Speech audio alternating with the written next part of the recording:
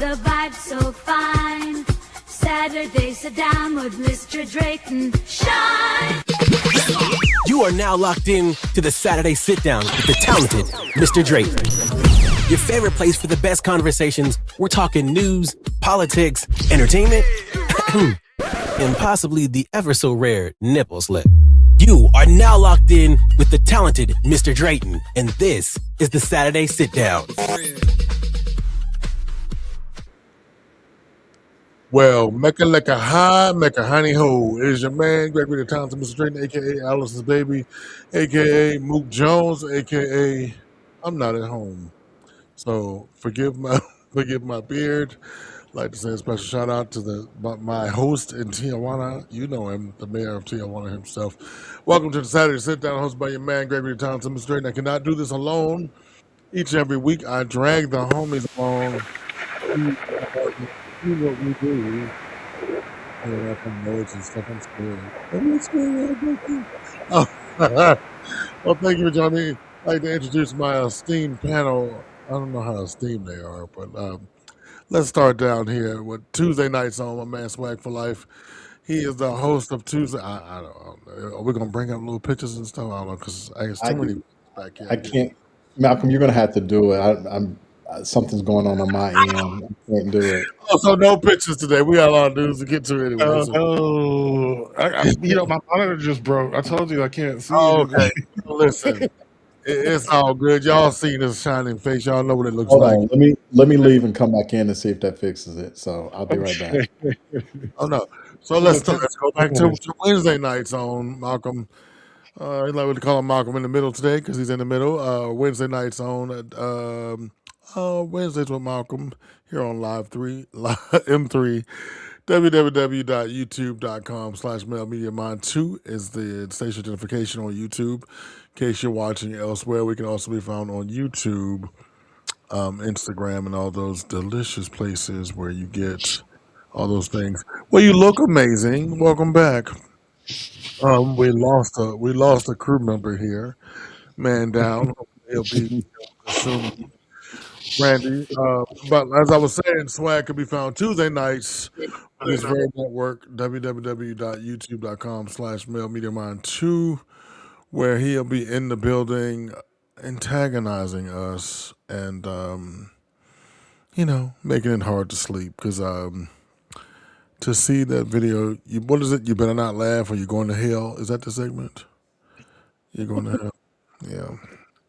Yeah, he's crushing it. There were some extra Hail Marys said each and every Sunday. Yeah, I didn't travel with it this time, so I pray. The room, so yeah. Nice. And as I said before, Wednesday nights on 7 p.m. Malcolm the Philosopher King. I am so glad you are back on your airwaves, sir. So glad that I had so many life questions that I didn't know I had that you can answer for me. Nice. We have a jam-packed show today. The news just kept coming, and every time I thought I could stop, I could not stop. So it kept coming. We do have breaking news from Southern California. There's a 40,000 family evacuation. There's a chemical leak. There's a chemical leak in Southern California. So if you are in the sound of my voice, you are in the Southern California region, please evacuate as instructed. Well, let's go ahead and get on to the good stuff, the black news. Randy said he'll be joining us in about 2 minutes. I think he had to reboot. We get raptured here electronically from time to time. Mm-hmm. It happens. And I'm sitting in a spaceship. I feel very lucky. I'm sitting in a Swag has turned over his studio to me. I don't know why. My palms are sweating because I don't want to touch things. Here's my Monday evening co-host. Malcolm is my Monday day homie. And then I cheat on Malcolm at 7 p.m. with this guy. It's me, Randy, my favorite meatball maker and pasta guy on the side. 7 p.m. we come with you with music and hits and music trivia and all those other things. Well, but Randy, you look amazing. Everybody's looking amazing this morning. I want to tell you guys, thank you. You guys are looking good. Randy, you missed it. I had some breaking news from California. 40,000 people are to evacuate. There's a chemical spill. So if you got some family out there, let them know what's popping. All right, now we all present, counted for. Everybody say aye. Put your hands over your hearts and say the Pledge of Allegiance and keep it going. Here we go with the Black News. Aye. This is Black News.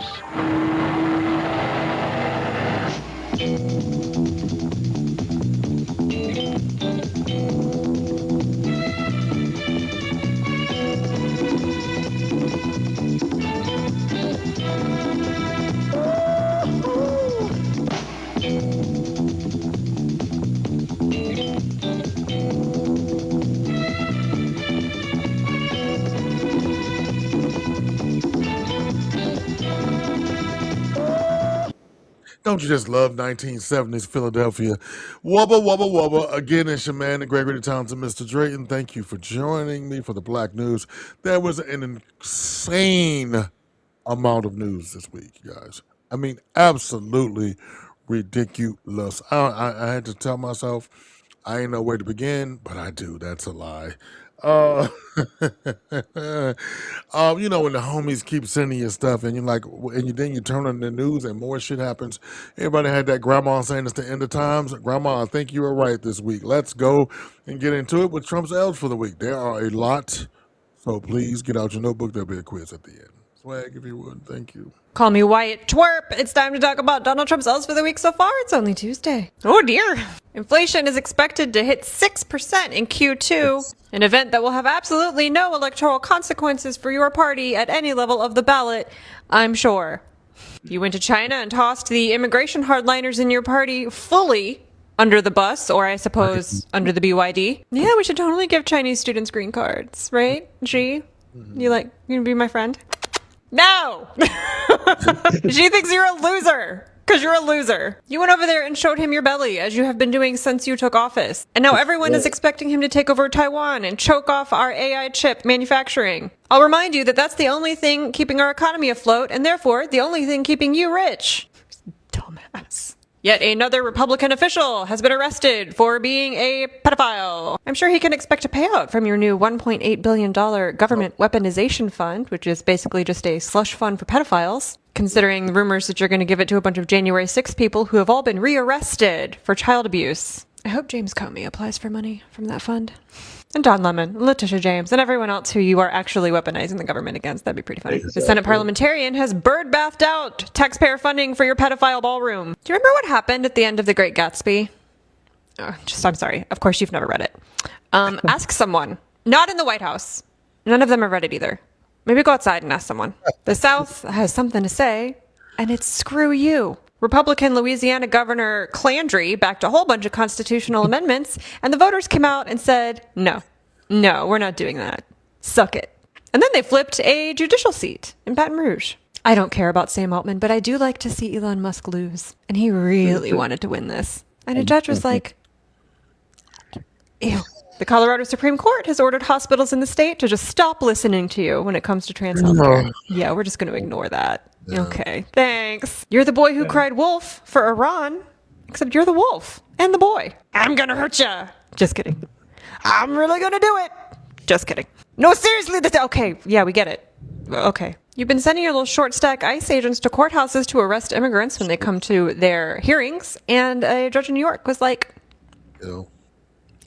In Texas, a Republican has come out and endorsed a Democratic state senator candidate over data centers. Democrats are D+11 in a generic congressional ballot. We only need to be D+4 to win the House. Your net approval rating over at Nate Silver is so low, he's going to have to adjust the Y-axis. You've lost the white people and the men. Ooh, yikes. And things are looking up for Democrats in Florida? It's okay, babe. I'm sure if you have a couple more Christians build a few more golden statues of you, God will suddenly smile upon you. Now, I'm almost certain she's going to cover this in the Friday L's, but just in case, breaking news on the $1.8 billion slush fund, 25 Republicans grew balls and said, not on my watch, homie. Too little, too late, bitch. I think it's a song back in the 70s that went that way. Too little, too late to try again with you. I mean, did they grow balls or did they finally just decide to use the ones they have? I don't know. When I want to speak common sense to things, I ask Swag. What do you think? What do you? Well, you know what was so funny Well, is that's that me.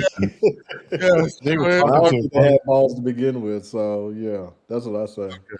Go ahead, Malcolm. So they were talking to one of these senators who was trying to, claw the money back, but they were like, first of all, where the fuck did you get this money? They sent like an actual inquest to the Justice Department. It's like, where the fuck did this money come from? Like, we're the ones who put out the money. Yeah. Right, Like, where did you get it from? Somebody's piggy exactly, bank. like this is something that Congress can definitely do, and I think that's at least the first start of shutting this shit down. It's like, let's start with just coming here to Congress and tell us where the fuck this money came from.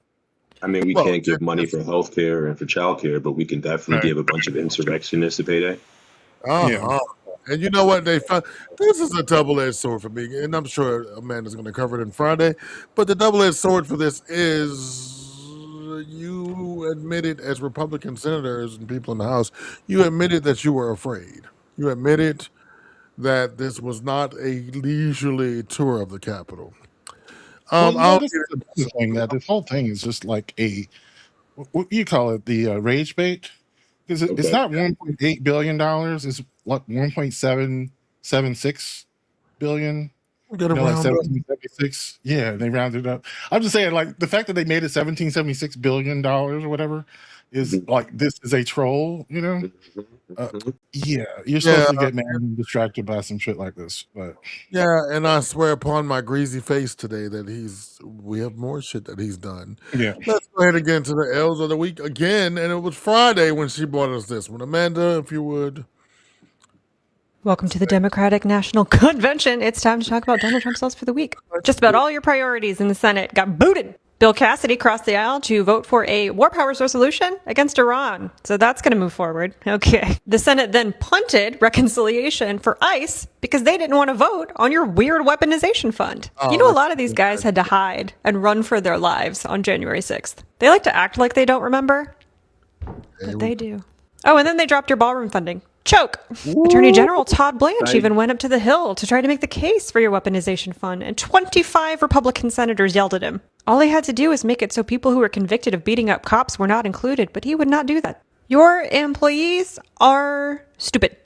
Oh, and now there's a bipartisan bill in the House to kill this fund altogether.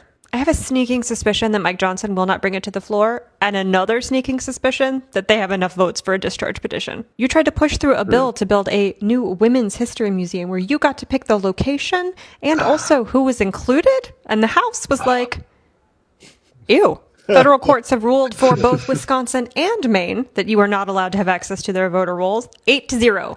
8-0. You've won 0 of these cases. 0. Your administration has dropped charges against the Broadview Six. These were folks who protested to the ICE facilities in Chicago, included congressional candidate Kat Abu-Ghazaleh. Oh, and when he dropped the charges, your administration admitted that they had screwed a whole bunch of stuff up. Yeah, we did that wrong. That's our bad. Republicans put this guy in Tennessee in jail for a Facebook post about Charlie Kirk. And now you're going to have to pay him almost $1 million. Look, I know times are tough, but in rural Tennessee, that's going to take him pretty far. Congratulations, my friend. Christy Nome was squatting in the Coast Guard commandant's house. She's been kicked out. It's all right, babe. You could set up a second home in your husband's bra. Republicans got so mad at Barack Obama for counting deportations of people who had just crossed the border in his totals. But now, guess who's counting deportations of people who just crossed the border in their totals? It's probably because this guy, Tom Homan, who runs ICE now, was appointed by Barack Obama. 21% of Republicans now disapprove of the job you are doing. This is why people say your primary wins are a Pyrrhic victory. No, you didn't win all of them, though, did you? 5 of the members of the Gang of 8 in the Idaho State House, these are ultra-conservative people, lost their primaries to normies. Just normies. Didn't know we still had those. The Indiana Secretary of State is so scandal-ridden that his entire party has abandoned him in advance of their nominating convention. He won't drop out, though, so that's going to be a mess. Fun for me. Alaska Senator Dan Sullivan is out here begging his constituents to donate for gas money. He voted for the war in Iran, just so we're clear. Democrats are now plus 11 on a generic congressional ballot and plus 10 on the party ID lean. We were losing that lean in 2024. Thanks for the help, I guess. It's okay, babe. I'm sure if you focus more on building that arch thing instead of bringing gas prices down, none of this will matter. Well, that creepy Christian dude, the Speaker of the House, Mike Johnson, closed the house down and sent him home because they did not want to deal with the bullshit. After we got this, Randy and Malcolm, we learned that Tulsi Gabbard resigned. Amen. Allegedly, her husband has some type of bone cancer. I would lie and say I'm going to pray for them, but I'm not. I'm not going to waste the breath. I'm going to pray because I'm not. Maybe they get the health care they voted for. I'm not going to pray. I had promised myself I was going to stop saying stuff like that. I'm not going to pray for them people. Hell with them. You should. I mean, what's good for the goose is good for the gander. Ain't that right, Randy? Yeah.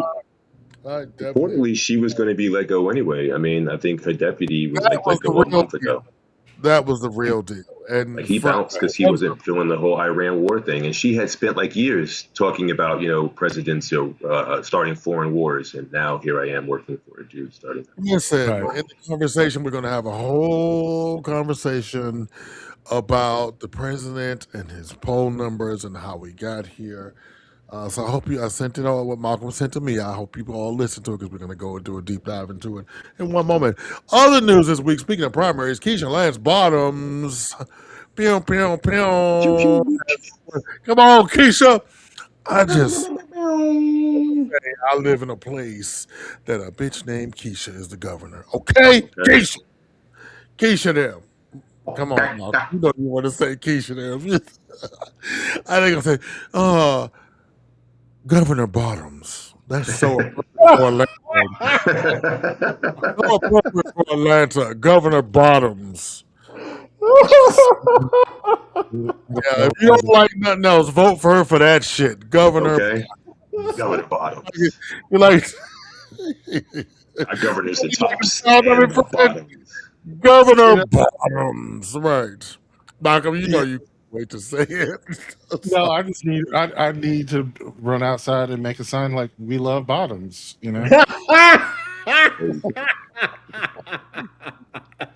I'll send you one. Fret not, my pal. Send you a truckload. I think money in the Patreon budget. Let's go. I love bottoms. That is a T-shirt. We're gonna sell that T-shirt swag. Whole marketing campaign. Damn right. I love bottoms. The love of bottoms. It should say I love bottoms and have Keisha in very small letters. So at least it's implied. It's Keisha Bottoms, not just You're misreading this shirt. You put I don't want to read in that. Do what you like. Genius. That is genius. I love bottoms. That damn Malcolm. Damn Malcolm. Can't see it now. I can't unsee it. I want one. I'm not even in Georgia. Marketing genius. You all be safe. It is DC Black Pride. You all be safe in DC. That's a great bottoms. I don't know why people want to bottom shame. We're safe. It's be love. Bottoming and bottoms are awesome. Also, we are in primary season. In this primary season, breaking news, Keisha and Senator Ossoff will be campaigning as a team. So, ta-da! I was so glad to read that. I was telling Randy the other day that her ads are so effective. Malcolm, have you seen the Bottoms ad that goes, "Hey, I don't care if Trump doesn't like me, but the problem is he doesn't like you." Yeah, it's pretty brilliant, and she uses it in her stuff. That's the end of the commercial. I love that. I think that what it reminds you of is just how petty Trump is, right? Because as she's saying this, you realize she comes off as likable. She's an actual person, right? Why would you dislike her? That's part of the subtext. Yep. Is anyone who would dislike someone so nice as me must not be that nice a person. You know what I'm saying? That's exactly what she says. Yeah. As I always in the Black News, please do me a favor. Wherever you live in the sound of my voice, please make sure you register to vote. Oh no, Randy, we will not be flicking off the people. I see you. Gonna get a demerit, sir. I'm just joking. Wherever you are, please register to vote. Take a friend to the polls. Uh, check your registration if you're sure that you're registered. Check because them gutting the voting rights means nothing. Just Get take your your ass out there. stand in line, do what we have to do. And I'm gonna make this live announcement on air right now. If I catch you on my page and you have access to me, and I catch you belittling Mrs. Bottoms and or any of the female, because not only did Keisha win, but every last blue ticket in that's going to be running at the top of the ticket is a black woman. Okay, Yeah.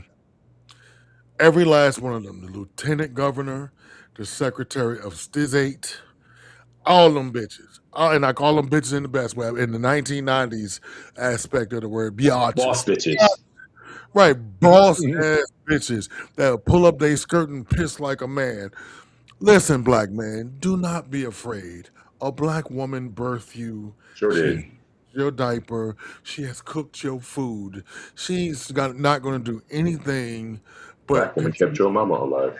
Right, but keep continuing to nurse your dumb ass through your bullshit. Remember that Well, time in jail who you called. Go ahead, Malcolm. now, unfortunately, it's not just the men who have problem with women; it's It's other not. women too. It's That's not. true too. And it's But it's because I of think some of the things that people have been ingrained in their head that men are supposed to be the ones who dictate policy and they're yeah. like they're supposed to be the head of the household and the ones in charge and the leaders, and they're very skeptical of women who Women are too take charge. Yeah. emotional, but it's like, but have you seen who's running the country? Like, you don't get Right. more Man, emotional man than baby himself. twinkle and the taco tits there. So Yeah. yeah, Yeah. It's that Stepford wife mentality, right? Like your It is. place is here and a man's place is Right. there. And when you see a But woman stepping out of that place, you yeah. Yeah. Yeah, Randy, you're right. And you think she is do you want to finish your point or you want to I accidentally cut you off. Yeah, so I always took Malcolm. So here's my thing. I think we are at that Barack Obama moment that Bush fucked up so badly Yeah. anybody to fix it. okay. I think we are hurting so much as a nation. 28 is going to be whoever wins the nomination for the Democratic ticket, whoever he or she may be, is going to be the president. And the same thing with here in Georgia, because they are building data centers 100 miles an hour that nobody wants. I You mean, know, Right. it took me. I live about 10 minutes from the airport. The other day, it took me 45 minutes to get to the airport because they're putting after they build these data centers, they put these big ass gigantic poles, and I've noticed that we've had three since those poles went up. We've had three boil your water warnings. So listen. Somebody has to give a fuck when the cancer rates start going up and people just start dropping dead from not Yeah. people don't have filtered water and fancy refrigerators that filter out the water. Some of us have to drink the county water. Now, anyway, thank you for joining me for the Black News. I'll see you next week at this very station time, but it is not over. Put your seatbelt on because we got a bumpy ride today in the conversation. The plurality of the conversation was brought to me by my man Malcolm. He sent me this, the New York Times. It was a piece of their. They do this podcast. It's not generally listened to, but news is so triggering. This is. I'm gonna be perfectly honest. This sometimes gets hard to do, Yeah. and let me just tell you about. I wanted to start the show up, but I forgot because I am a mess this morning, this afternoon. But just the audacity of hope. Hope kind of hurt. The growth of hope itself kind of hurts. You got to hold on to it and change and all those other things, but we have to continue to hope. Now, we got into the business, Randy, of President Poopy Pants's poll numbers. He is down on the significantly. other side of 37% nationwide. I mean, uh, So W got down to 20, so there's still some room at the bottom. Giggity. Not much, but yeah. Yeah, Yeah. No, I think the reason I sent it to you is because, we've always had these conversations about, do we want to trust poll numbers, and so I want to preface this with saying that, these might not necessarily be accurate. There's a window of about 3% on each of these, but they do correspond to other polls that are taken. Yeah. And this particular poll happens to be one of the largest, most consistent polls, and they've been doing it since Trump ever even said he was going to run. And this 37% happens to be the lowest number that he's ever reached. The floor of his popularity, even on January 6th, was 38%, which is kind of interesting. He actually dropped below it for the first time because mainly, inflation, gas, and Iran. Iran was a huge, because there were a lot of people who were America first. I don't ever want to be involved in a foreign war. It's like, oh yeah, Iran. What? Okay. What is it? Wait, do it again. What is it? They were ready to cheer, but he's like, "Are we cheering for a war in the Middle East? Are we really doing this?" Like, I think a lot of people started looking at each other like they're looking for an exit ramp, right? Some sort of event, catalyst that will make it okay for them to change their minds. And I just feel like within the next 2 or 3 years, they will find one. That was kind of what happened with a lot of the Democrats who were in favor of George W. Bush, because he was very conciliatory, talking about, I'm a what do you say, a kind-hearted conservative. I can't remember what he used. Whatever he was. He went for the middle. He tried. Yeah. But what's crazy is, let me just give a personal note on that, Malcolm. That's when I started my government career with Bush, with W. Is a nice guy, but nice guy. Yeah. I can disagree with people's politics that are nice people. You know what I mean? Yeah, the road to hell is paved with good intentions. Let me just tell you. I mean, I knew he was a nice guy when Obama and Michelle, they were just talking about how them as people really tried to make them feel comfortable as they were moving into the White House. And to the point where Laura Bush actually flew to Chicago, talked to Michelle's mother and tried to convince her to come move into the White House to help her raise her kids while she was there. She's like, she's not going to make time. You think when Laura Bush killed that man that time, that changed her outlook on life? She killed the guy.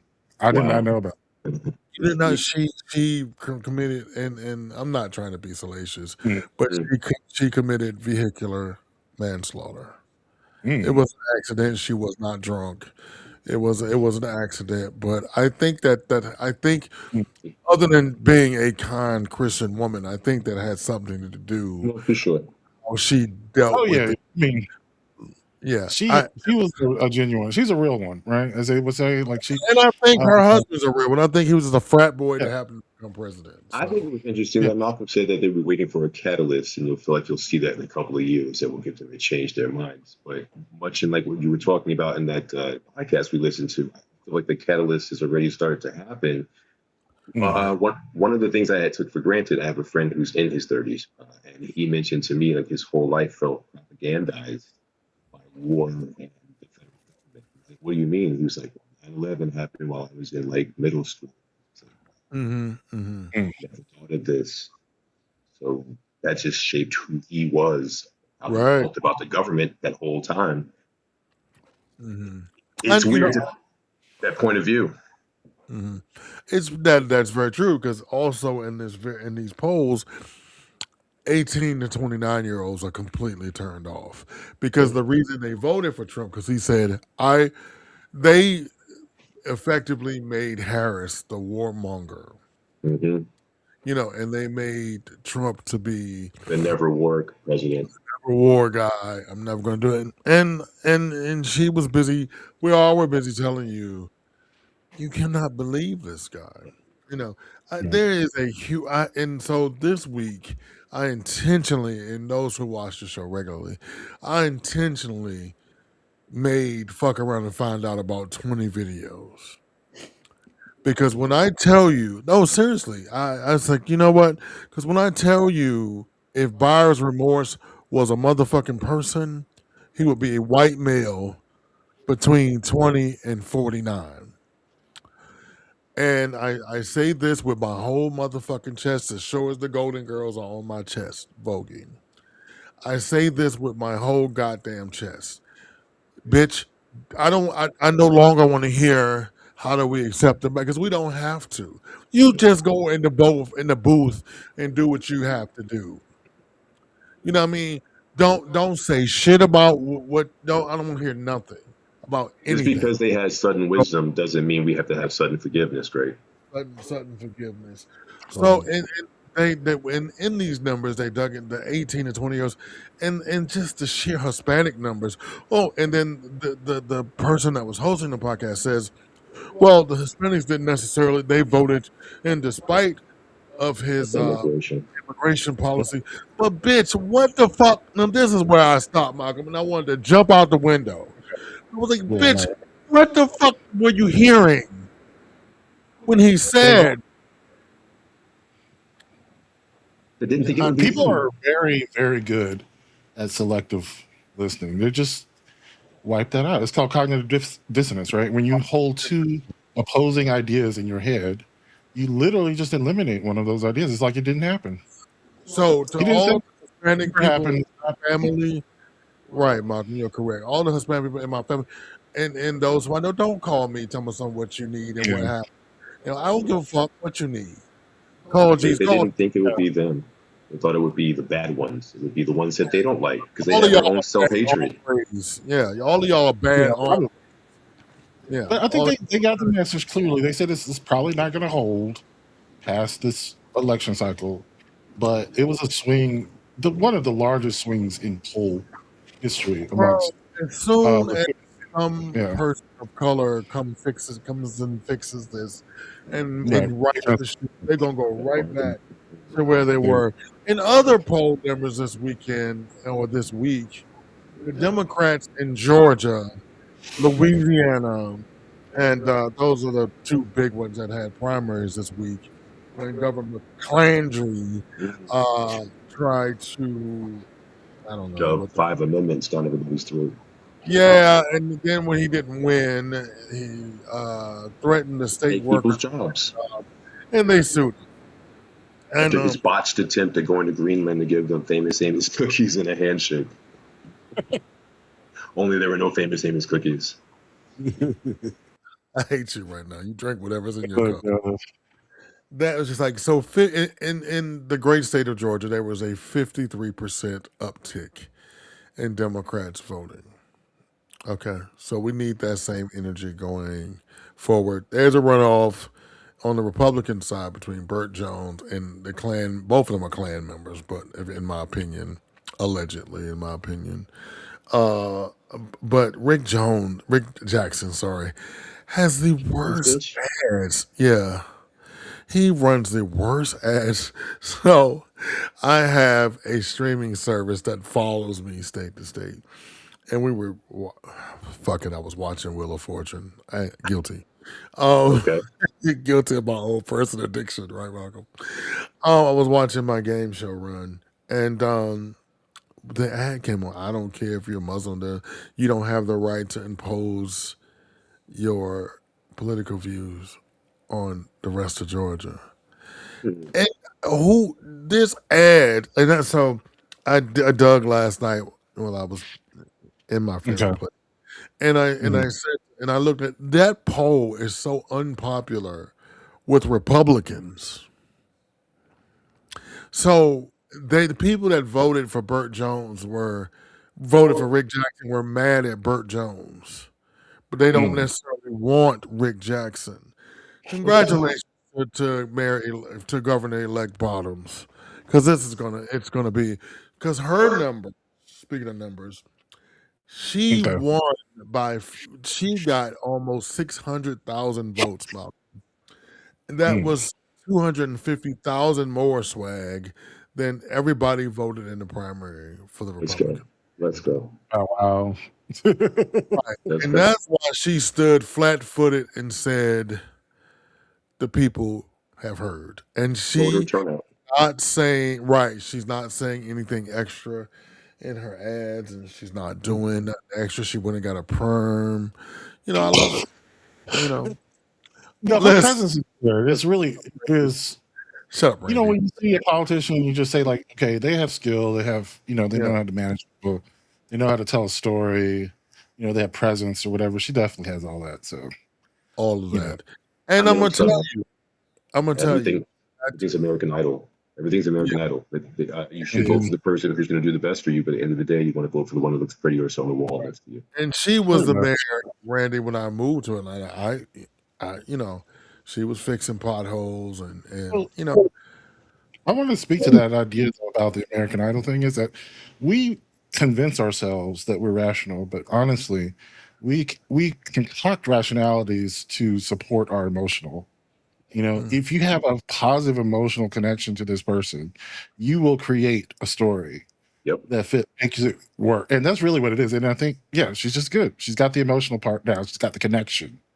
But on the flip side of that, because I was telling Greg that like I saw a TikTok the other day of this guy who said, and I've been hearing a lot of people say this, saying that they do not support her as a candidate because they keep saying she abandoned Atlanta because she ran for one term and that was it. And I'm like, how is that? How do you make that an abandonment issue? Like if she didn't serve her full term, okay, that would be fair. If she served a whole term as mayor and just didn't run again, how do you consider that to be an abandonment issue?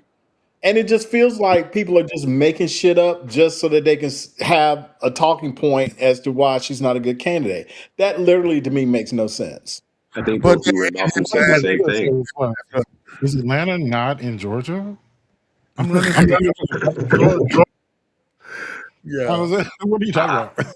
I think Malcolm and Swag, y'all said basically the same thing. Like Malcolm said that people look for stuff that fits their perception. And then Swag was like, they're finding stuff. Like they need to stay in that hole because the outside is scary. Like, streets outside the hole, right? So they got to find a thing that makes sense to put their head in the hole. Right. And that's the only thing they can find. It's like she's a one-term mayor.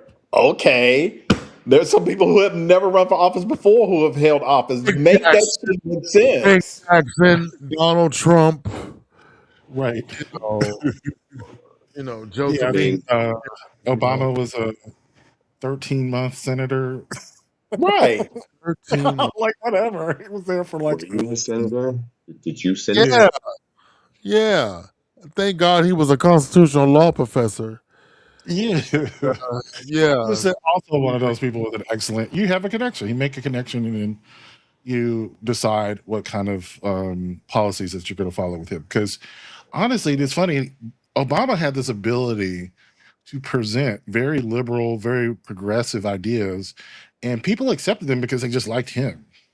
Right, in a very folksy way. And I think she flew to Chicago and took the Obama class, and she's presenting her platform, which is very progressive, by the way, in a very folksy way. Speaking of Obama, real quick, while we're talking about the conversation, his new presidential campus is due to open up on Juneteenth to the public, and by invitation only, which the current Poopy Pants did not get an invitation. On June 18th, they will have a public-private celebration with different entertainers and things of that nature. And Poopy Pants was not invited. He will be honoring the staff that he had over the 8 years, people that supported him from the beginning, which is you, some of you out there. And it's a whole campus. It's on the south side of Chicago, Malcolm. Really beautiful. Look at it. It's like 3 buildings, and a courtyard in between. Yeah, green space. It's pretty nice. And all of those Yeah, things. it's great.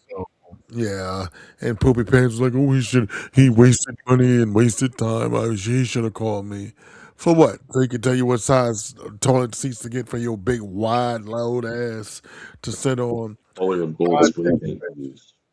Yeah, the gilded. He wants to take us back to the gilded age. I get it. As I end every segment, thank you for joining us for the conversation. This was a good one, Malcolm. Thank you so much.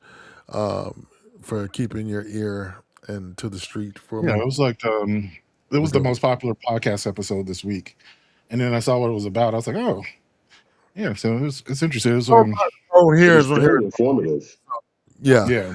So to back to our original argument, or discussion. If all the polls are pointing in the same direction, then I believe them. If Oh it's yeah. a poll, right? It's at least Every one 4 of of them, them. yeah, They, and they, so they had done this poll from January to now, and they're pretty consistent. Yeah. and because some polls have them in the 20s, some have them in the 30s, Yeah. and this Those are seems like biases. a good. Yeah, those are outliers and those things. So Right. I to kind of come to an agreement that I believe that if everything goes in the same direction, it is a duck because it's quite I'm not going to do this though. I think the problem with polls is that we flatten them, and by that I mean the science of polling and surveying people is really super complicated, and we just want to sum it up with a number, and it's just not real. Like yeah. it's really First of all, yeah, absolutely, absolutely, It's yeah. your pool of people that's biased depending on who's indeed leading the source, right? They're going for a certain something. So if they're not exactly. partisan, then they're going for specific answers. So they go to a place where you can get the specific. When you think about the Family Feud, they catch people on vacation and they ask them these ridiculous questions. That's why you get these weird answers, right? It's because you catch a person at that time, at that place to get the answer that you want for the desire that you want. And some of these polls you can't trust because they were going to be slanted no matter what. So when y'all said that you checked a bunch of them and they all lined up, that's the best aggregate to see which is actually a real poll and just something else. Yeah. Right, and I guess to agree with Malcolm yet again, I think depends on who is doing the poll. Yes, Yeah. that's the question can be kind of skewed, and who in the fuck answers that? We all get so many spam calls now. Like Right. so I signed up with whatever group that is to be a part of these surveys, but I don't even answer because it's like, bitch, if Bank of America offers me blah blah blah one more time, I'm gonna shit. So no telling. Well, thank you for joining us. A great conversation, guys. Thank you so much. Now on to one of my fast moving segments that I've been growing to love because as a population, swag, we are fucking around to find out. So here we are. Fuck around and find out. The Saturday Sit Down. Okay, we have breaking news. It has just been uncovered that Turning Point USA may be engaged in massive criminal charity fraud. Over the last few months, the folks over at the Unfuck America tour has been investigating Turning Point USA. And what they discovered is actually pretty shocking. So if you don't know, Turning Point USA is a Christian conservative nonprofit group. And they claim to be the largest and fastest growing youth organization in America. And they claim to have Turning Point USA chapters in over 3,500 schools. But it turns out a lot of those chapters might not be real. Here's audio recording from a regional Turning Point USA field representative. And she claims that out of the 12 chapters that she managed, 40% were fake. I was handed 12 chapters and only 7 of them were actually real. The other 5, I found out, the previous field reps' family members had pretended to open up a chapter so that they could claim their chapters on campuses, and then the rest were legitimately fake contact information, bounced back, texts bounced, calls failed. The Unfuck America tour investigated 72 high schools that had verified Turning Point USA chapters. And guess how many of those schools had legitimate chapters? 7. We're talking fake chapters with fake numbers, with fake students at fake schools. Some students even claimed that they were offered financial incentives to go out into the world and create new Turning Point USA chapters. So if this is all true, here's how the scheme works. Turning Point USA pays students to go out and create fake Turning Point USA chapters. And then they use those inflated chapter numbers to show to their donors and raise donor money. Go check out the new documentary that the Unfuck America tour just dropped. The investigation is so well done. And don't forget to follow me for the best takes on the internet. So I looked at a few clips on that. Go ahead, Swag. Keep on going. And That was good. yeah, we're fucked. Go ahead. $50 to make homemade hamburgers? This is what $10 worth of groceries looks like. This was $200. Pump stops at 150. I'm not even at 3/4 of a tank. I just spent $70 on a tank of gas. I just paid $6.99 for a bag of chips that was filled a quarter way with chips and 75% air. I want to remind you that in this last year, Donald Trump's wealth has increased threefold. He's up to almost $8 billion. Don Jr., his wealth increased sixfold. He's at $50 million. And Eric Trump, the big winner, his wealth increased tenfold to almost $500 million in 1 year. And MAGA wants to know, what's the big master plan? Trump's playing 5D chess. I'll tell you exactly what that master plan is. It is to extract as much money from you as fucking possible. That's why Trump was sued 3,000 times by small businesses, because they did work and Trump refused to pay him. Trump University got sued because he was fucking scamming students, selling them 3-day real estate classes, the gold package, for $35,000 and not delivering anything. His charity got shut down because Trump was taking money that was meant for children and veterans, and he bought himself a $10,000 self-portrait. The plan never changed. And now these motherfuckers are trying to change voting laws and gerrymandering so that they stay in power, so that your fucking vote don't matter. If you feel like your voting rights were infringed upon, or you feel intimidated, or you feel like something's not right, you call these people up, because they are collecting evidence for a massive lawsuit against the federal government. Because make no mistake, these motherfuckers want to stay in power. No matter what, they want to stay in power. And we cannot let them. 866 our vote was the number. So that. Go ahead, Swag. The story of Lil Donnie's Pandemic 2, Dumbass Boogaloo. There are two large outbreaks of different viruses coursing through the globe right now. The Hunter virus and a pretty nasty strain of Ebola. And because Donnie and Elon Musk are fucking idiots, just 3 years after the end of COVID, they decided to dismantle much of the infrastructure that would be used to respond to another crisis. They cut USAID, which is the literal lead agency for international aid, specifically for dealing with in-country outbreaks and preparedness, including in the Congo, where the Ebola outbreak is happening right at this moment. And you may think that was a waste of money, and yet just yesterday we had to divert a plane because someone slipped through the fucking screening process. They specifically cut the outbreak response staff down to just 6 people, and the team used to be filled with Ebola experts who not only could identify and respond, but would help in preventative measures that were not in place right before this outbreak began. Donnie withdrew us from the World Health Organization, which is how we would have coordinated a response to this outbreak with other nations. Now we're just fucking guessing what to do. He cut the CDC budget by 53%, which cut our ability to track, surveil, and investigate outbreaks. Pretty fucking smart there, Donnie. Pretty fucking smart. He eliminated the CDC Global Health Center, which is literally how we investigate outbreaks across the globe. But I guess Donnie knows better because his track record for dealing with pandemics is pristine. He zeroed out the budget for the hospital preparedness program, cut state and local preparedness grants, and cut global health security funding, which is how we fund out-of-country outbreak detention hospitals so we don't have to import sick people to the U.S. to treat them. And worst of all, he's just not putting anyone in leadership roles. There's no FDA director, no CDC director, and no Surgeon General. Probably because smart people who would be needed for those roles make him feel small and stupid.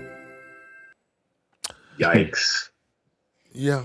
I was going to say, thinking about what a callus could be, like that Ebola shit is real. I was just listening to that. That outbreak is one of the worst in about 10 years. Yeah. Anyway. And the symptoms are so slight. By the time they catch you, it's a big deal. Next, please. I want y'all to know. They fucked around and found out. Go ahead. People start a functioning black community. Like we would leave you to it. We would be, oh my. Portsmouth, Ohio, Leandit, Michigan, Pollock, Louisiana, Salina, Tennessee, Comanche County, Texas, Paragould, Arkansas, Lexington, Oklahoma, Blackwell, Oklahoma, Monette, Missouri, Linton, Indiana, Elwood, Indiana, Wilmington, North Carolina. Not just a racial expulsion, not just a massacre, but also the only coup d'etat recorded in U.S. history. Pana, Illinois, Carterville, Illinois, Mena, Arkansas, Pierce City, Missouri, Decatur, Indiana, Joplin, Missouri, Sour Lake, Texas, Harrison, Missouri, Cotter, Arkansas, Marshall County, Kentucky, Anna and Jonesboro, Illinois, Forsyth County, Georgia. This is the foundation of Lake Lanier. East St. Louis, Illinois, Irwin, Tennessee, Corbin, Kentucky, Ocoee, Florida, Tulsa, Oklahoma, Greenwood, aka Black Wall Street, a thriving black neighborhood. destroyed, bombs were dropped, hundreds of people murdered, thousands of families left homeless. Florida, Rosewood, Florida, also destroyed because black people were doing better than white people. Blandford, Indiana, Manhattan Beach, California, Vienna, Illinois, Sheridan, Arkansas. This is just a list I found with a quick fucking Google, and it's not complete, and I know that because this is what I do. I research white violence in the United States. Because as a white person in the United States, I know that everything you just said is a fucking lie. You gotta pick up a book, my friend. You have to pick up a book before you record things. And I'm gonna put some in the caption for you to do a little bit of homework, right? Because white Americans have never allowed black Americans to live in peace a day in their fucking lives. A day in their lives. Oh, and by the way, that list doesn't mention any of the neighborhoods flattened and destroyed by the summer of 1919. That list doesn't mention a single neighborhood taken by eminent domain by the U.S. government that goddamn near exclusively hits black American families and other very, very, very poor communities, but it is very much focused on black American families. So pick up a book, and then we'll revisit this conversation. Thanks. Wow.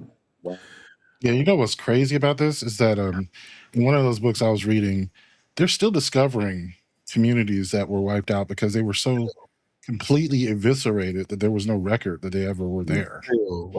And you could only find out through like reading letters and things from people who wrote to each other that there was a town here. But any evidence that it ever existed was just eliminated. Yeah, it's just crazy.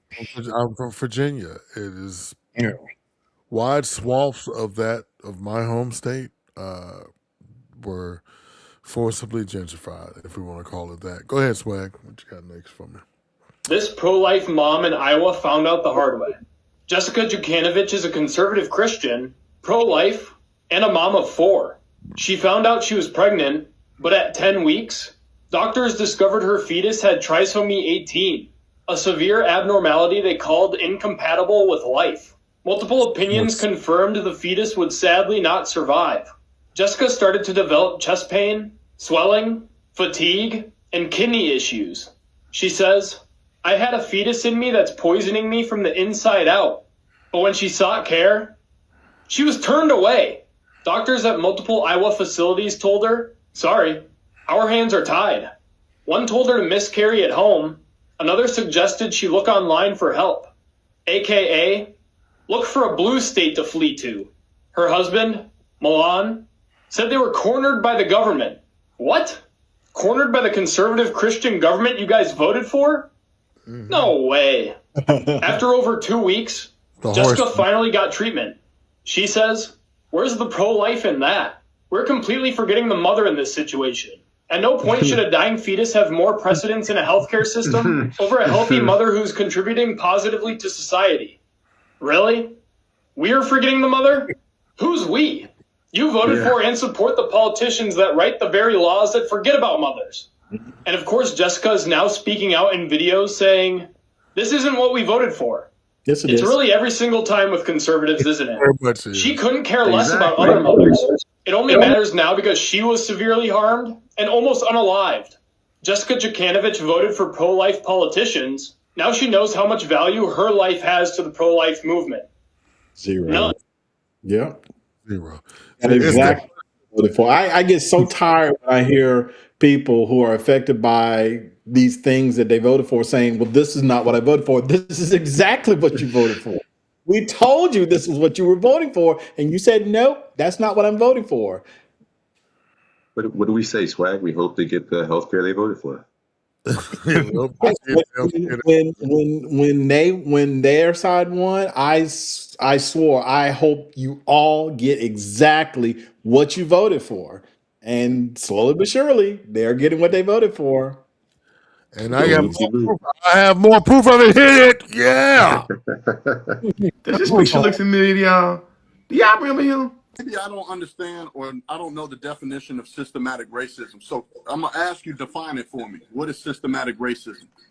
Systemic racism is when you have practices, policies, and legislation that are structured in a way that disproportionately impacts Black people. Do you want me to give you some examples of policy or legislation?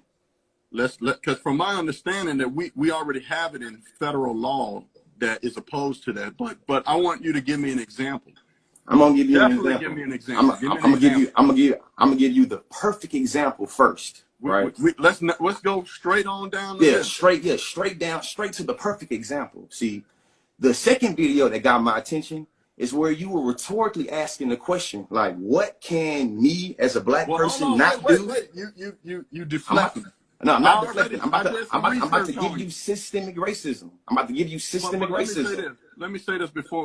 This shit-flinging, supremacist sympathizing, anti-Black apologists found themselves caught up in the little stingy sting. Now, birds and feathers flock together, and conservative contradictions is claiming that y'all together in the name of Christianity to uphold the law because you got to be a law-abiding citizen, and then for you to get caught up doing what?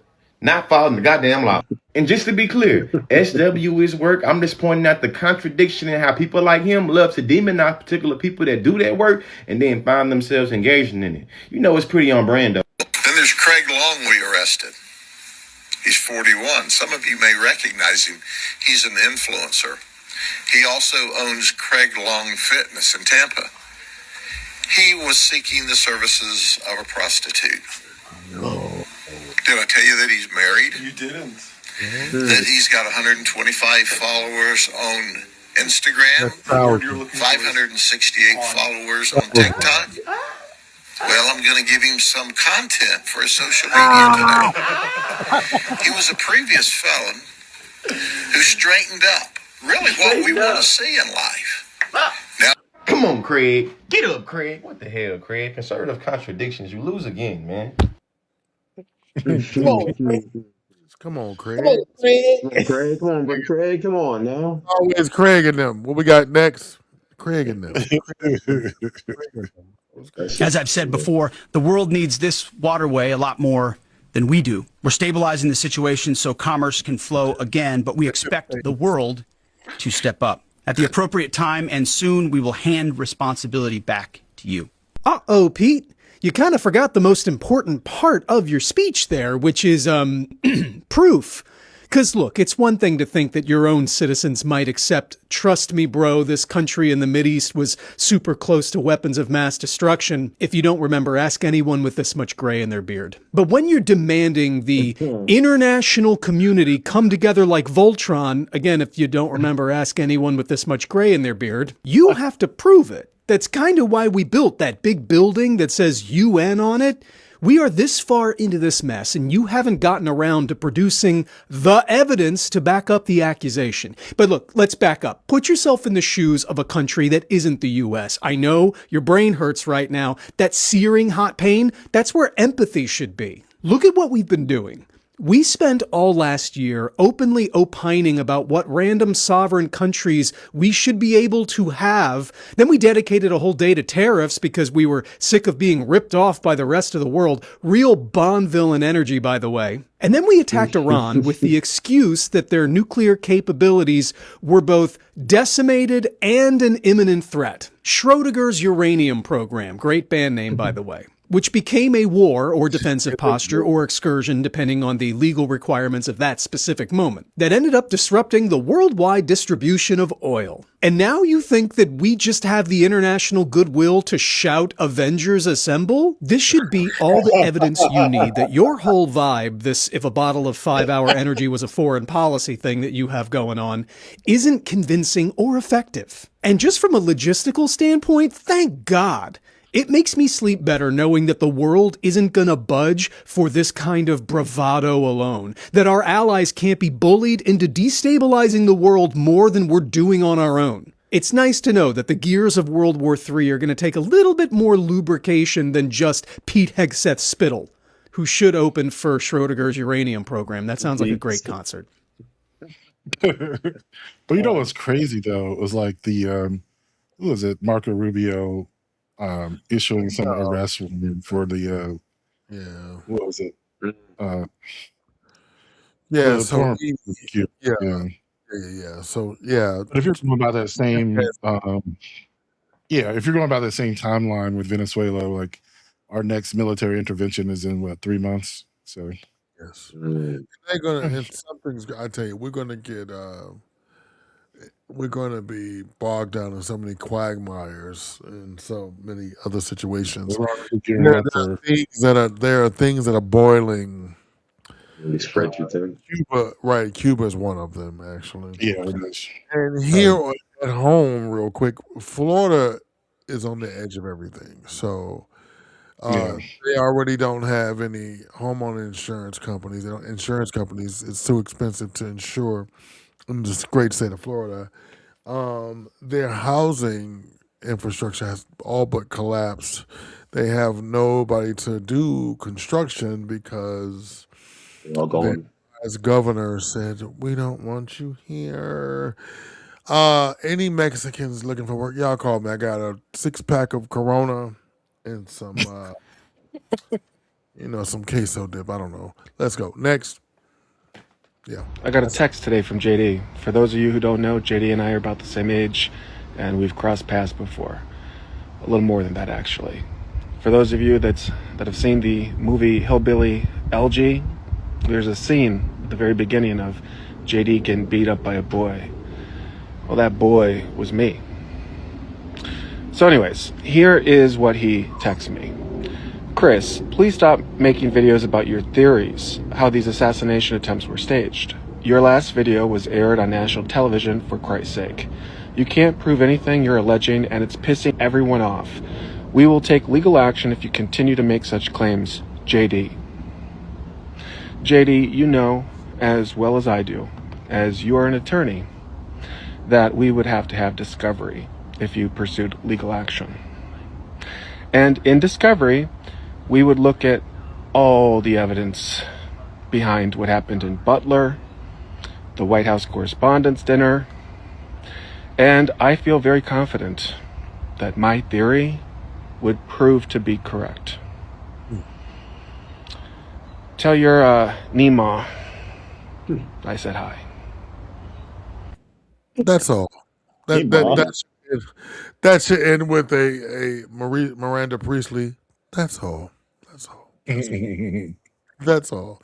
That's all. And that's it. That's it. Next.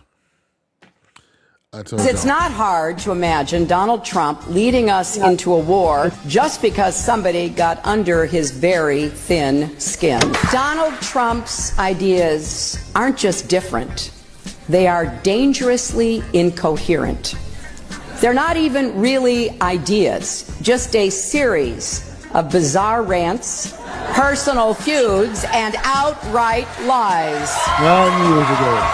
This is not someone who should ever have the nuclear codes, because it's not hard to imagine Donald Trump leading us into a war just because somebody got under his very thin skin. We cannot put the security of our children and grandchildren in Donald Trump's hands. We cannot let him roll the dice with America. This is a man who said that more countries should have nuclear weapons, including Saudi Arabia. He believes we can treat the U.S. economy like one of his casinos and default on our debts to the rest of the world, which would cause an economic catastrophe far worse than anything we experienced in 2008. He says he doesn't have to listen to our generals or admirals, our ambassadors and other high officials, because he has, quote, a very good brain. He praises dictators like Vladimir Putin and picks fights with our friends, including the British Prime Minister, the Mayor of London, the German Chancellor, the President of Mexico, and the Pope. He says he has foreign policy experience because he ran the Miss Universe pageant in Russia. You know And what's that so was funny? 9 years ago. What's funny about Trump is that he seems to make every politician that you might have not liked in the past look better. I honestly was not a huge Hillary fan. I was like, Yes. she even makes Hillary look great. Just like she sounds like a prophet. Like what? I miss the days of George W. Bush. Like, damn, I wish he was in office right now. That part. Yeah. That is the day when you miss W. War with mass destruction. Amen. Go ahead. I have plenty. Sorry. Go The ahead. fat orange monster and the sickness. Once upon a time, in a far-off land, the fat orange monster was feeling my sick. God. He tried to hide it. His hands were rotting, and he covered them in thick slathering makeup. And when people noticed, he said, "No, no, no, I just shake so many hands I get bruises." And the people wondered, if that's the case, why are both hands bruised? He tried to hide his trips to the town doctor, claiming it was to go to a dentist. But the castle had its own dentist, and he just kept going, day after day after day. He was also very stupid, so he kept bragging about all the tests that he was having done on his rotting brain, because he has a rotting brain and doesn't know he shouldn't tell people about it. His ankles were getting very fat, fatter than they already were, and they already were very fat.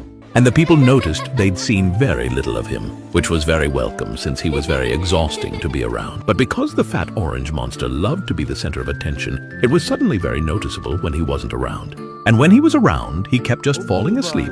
And like your drunk uncle at a family function, he kept claiming he was just resting his eyes. The monster's caretakers would tell everyone, "Oh no, he was just blinking," for 10 or 15 minutes straight.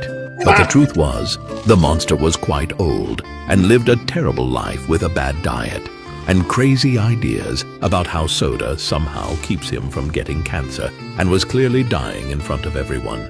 But time is a cruel mistress, in that it takes way, way, way too long. Way too long. It really does. Those I videos. woke up today and someone else did too. Yeah. Those videos are my personal favorites. I'm telling you. Yeah.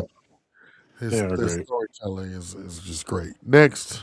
Baby, I got a 2-for-1 for you. Chud the Builder and Jake Long have both been put behind bars. Builders Courthouse right now. The fate of the future of white civilization is here. Will we allow the court system to weaponize against us, to give us two-tiered treatment, or will we stand up as heritage Americans for Chud the Builder, who's been given a raw deal? He will wait. Yeah, so Jake took his ass up to the hearing about Chud the Builder and decided that he was going to mouth off to the judge. As he was walking out of the goddamn courtroom, he told the judge there was a two-tier caste system. And the judge told that boy, lock his ass up. I love a good 2-for-1 on a Friday morning. Now here's an update on Chud the Builder. His bond has been decreased from 1.2 million to 1 million. But the good thing about it, all the money he's raised, he cannot use it towards his bond. It looks like he had a flight for today to go to Istanbul. So you was about to run right after your first hearing? That's not going to look good for you, Chud. Now, if Chud the Builder does get out on bond, he has to wear an ankle monitor. He has to give up all his weapons. He cannot talk about this on social media. I'm not too sure about house arrest, but I'm just begging for Jake Long to talk more shit when he goes in front of the judge so his ass will stay locked up. Happy Friday. I got a question. What's up, bro? Like, who is Chud the Builder? I don't know who this is. I keep seeing it. You don't want to know who he is, but basically he's a streamer who goes around and is racist. He attacks black people, He likes calls to them. goad. Yeah, and then he basically just goes him into an argument and then says, stop chimping out, stop chimping out, stop chimping out. Oh wow. Okay. It's important to know, Malcolm. Malcolm, it's important to know he is strapped the whole time, right? Yes. And so he makes you, the person he's offending, aware by putting his hand where his gun is that he's got it. Oh wow. To incite you while he's recording you, and then when he's not getting the incitement that he wants, like Brother Swag said, he'll say the phrase, "Oh, I know you're gonna chimp out. You're gonna chimp out." Oh wow. So they reverse that on him while he's in prison. You're right. Yeah, you really didn't want to know who he was. You were better off not knowing who he is. Sorry, I've been celebrating his arrest. I'm like, who the fuck is this? I don't know. Here's my Domino's pizza guy. He was late. I'm glad he's in jail. Yeah. Wow. All right. Go ahead, Swag, please. Thank you. So there were 452 illegals apprehended at the Hyundai mega plant construction site yesterday near Savannah. And I was the one that reported the information that I had to ICE. She lost her primary last night. Womp womp. I ain't lying. Her name is Tori Branham. She was running for a U.S. House seat in District 12, and she lost her primary last night. But look how She bad she lost bigly. Bigly. You're welcome. You're welcome. Today's show is brought to you by the word bigly. Whenever you hear it used in a sentence, scream real loud. Bigly. Love it. All right, Swag. I told you I wanted y'all to really fuck around and find out and feel it. Go ahead. Okay.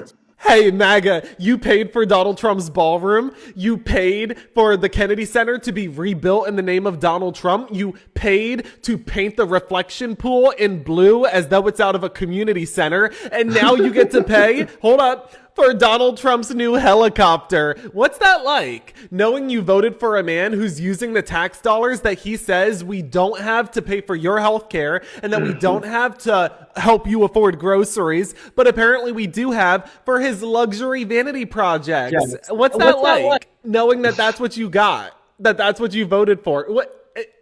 What's that like? Yeah. Yeah, that one is. I don't know. Sort of iffy. I've heard about this one. So the reason they were either going to have to build a helipad or they were going to have to get a new helicopter. It had something to do with the lawn possibly catching on fire, like it was an actual hazard.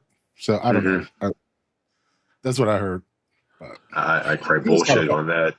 They making that shit up. The funny thing is, they may end up building a helipad anyway because, certain classes of helicopters cannot land on the lawn. It's because this dude was up late at night and he was watching White House Down and he was like, I want one of those. Well, that too. I'm not saying that's not possible. I'm just saying they were going to have to. Black president gets it. I want one too. They were going to have to get a helipad or a helicopter, one or the other. So. There were, I don't know, tons of goddamn presidents before him. Fuck him. Next. Yeah, they shouldn't have a helipad. I don't understand. Like that's The story of how every fucking thing is more expensive. Your life in the Trump economy. Donnie was accidentally honest and told reporters that he doesn't think about Americans' financial situation at all. His dementia-addled brain forgot to lie, and he told the truth. The strength of the US dollar has declined nearly 10% since Trump took office, the steepest decline since 1973. Crude oil has risen in cost by 38%. Copper is now 75% more expensive. The price of gas is 45% more expensive. Diesel is 43%. A new car is 10% more expensive. Airfare is now 21% more expensive. Hotels are nearly 5% more expensive. Coffee is 60% more expensive. Ground beef is 31% more expensive. Fucking lettuce is 40% more expensive. A smartphone is 15% more expensive. Appliances are 20% more expensive. Homeowners insurance has risen by 16%. Auto insurance has risen by 64%. Healthcare is up 75%. Electricity is up 13%. Natural gas is up 55%. Clothes are about 20% more expensive. Donnie's favorite food, McDonald's, is up 40%. TV subscriptions are up an average of 20%.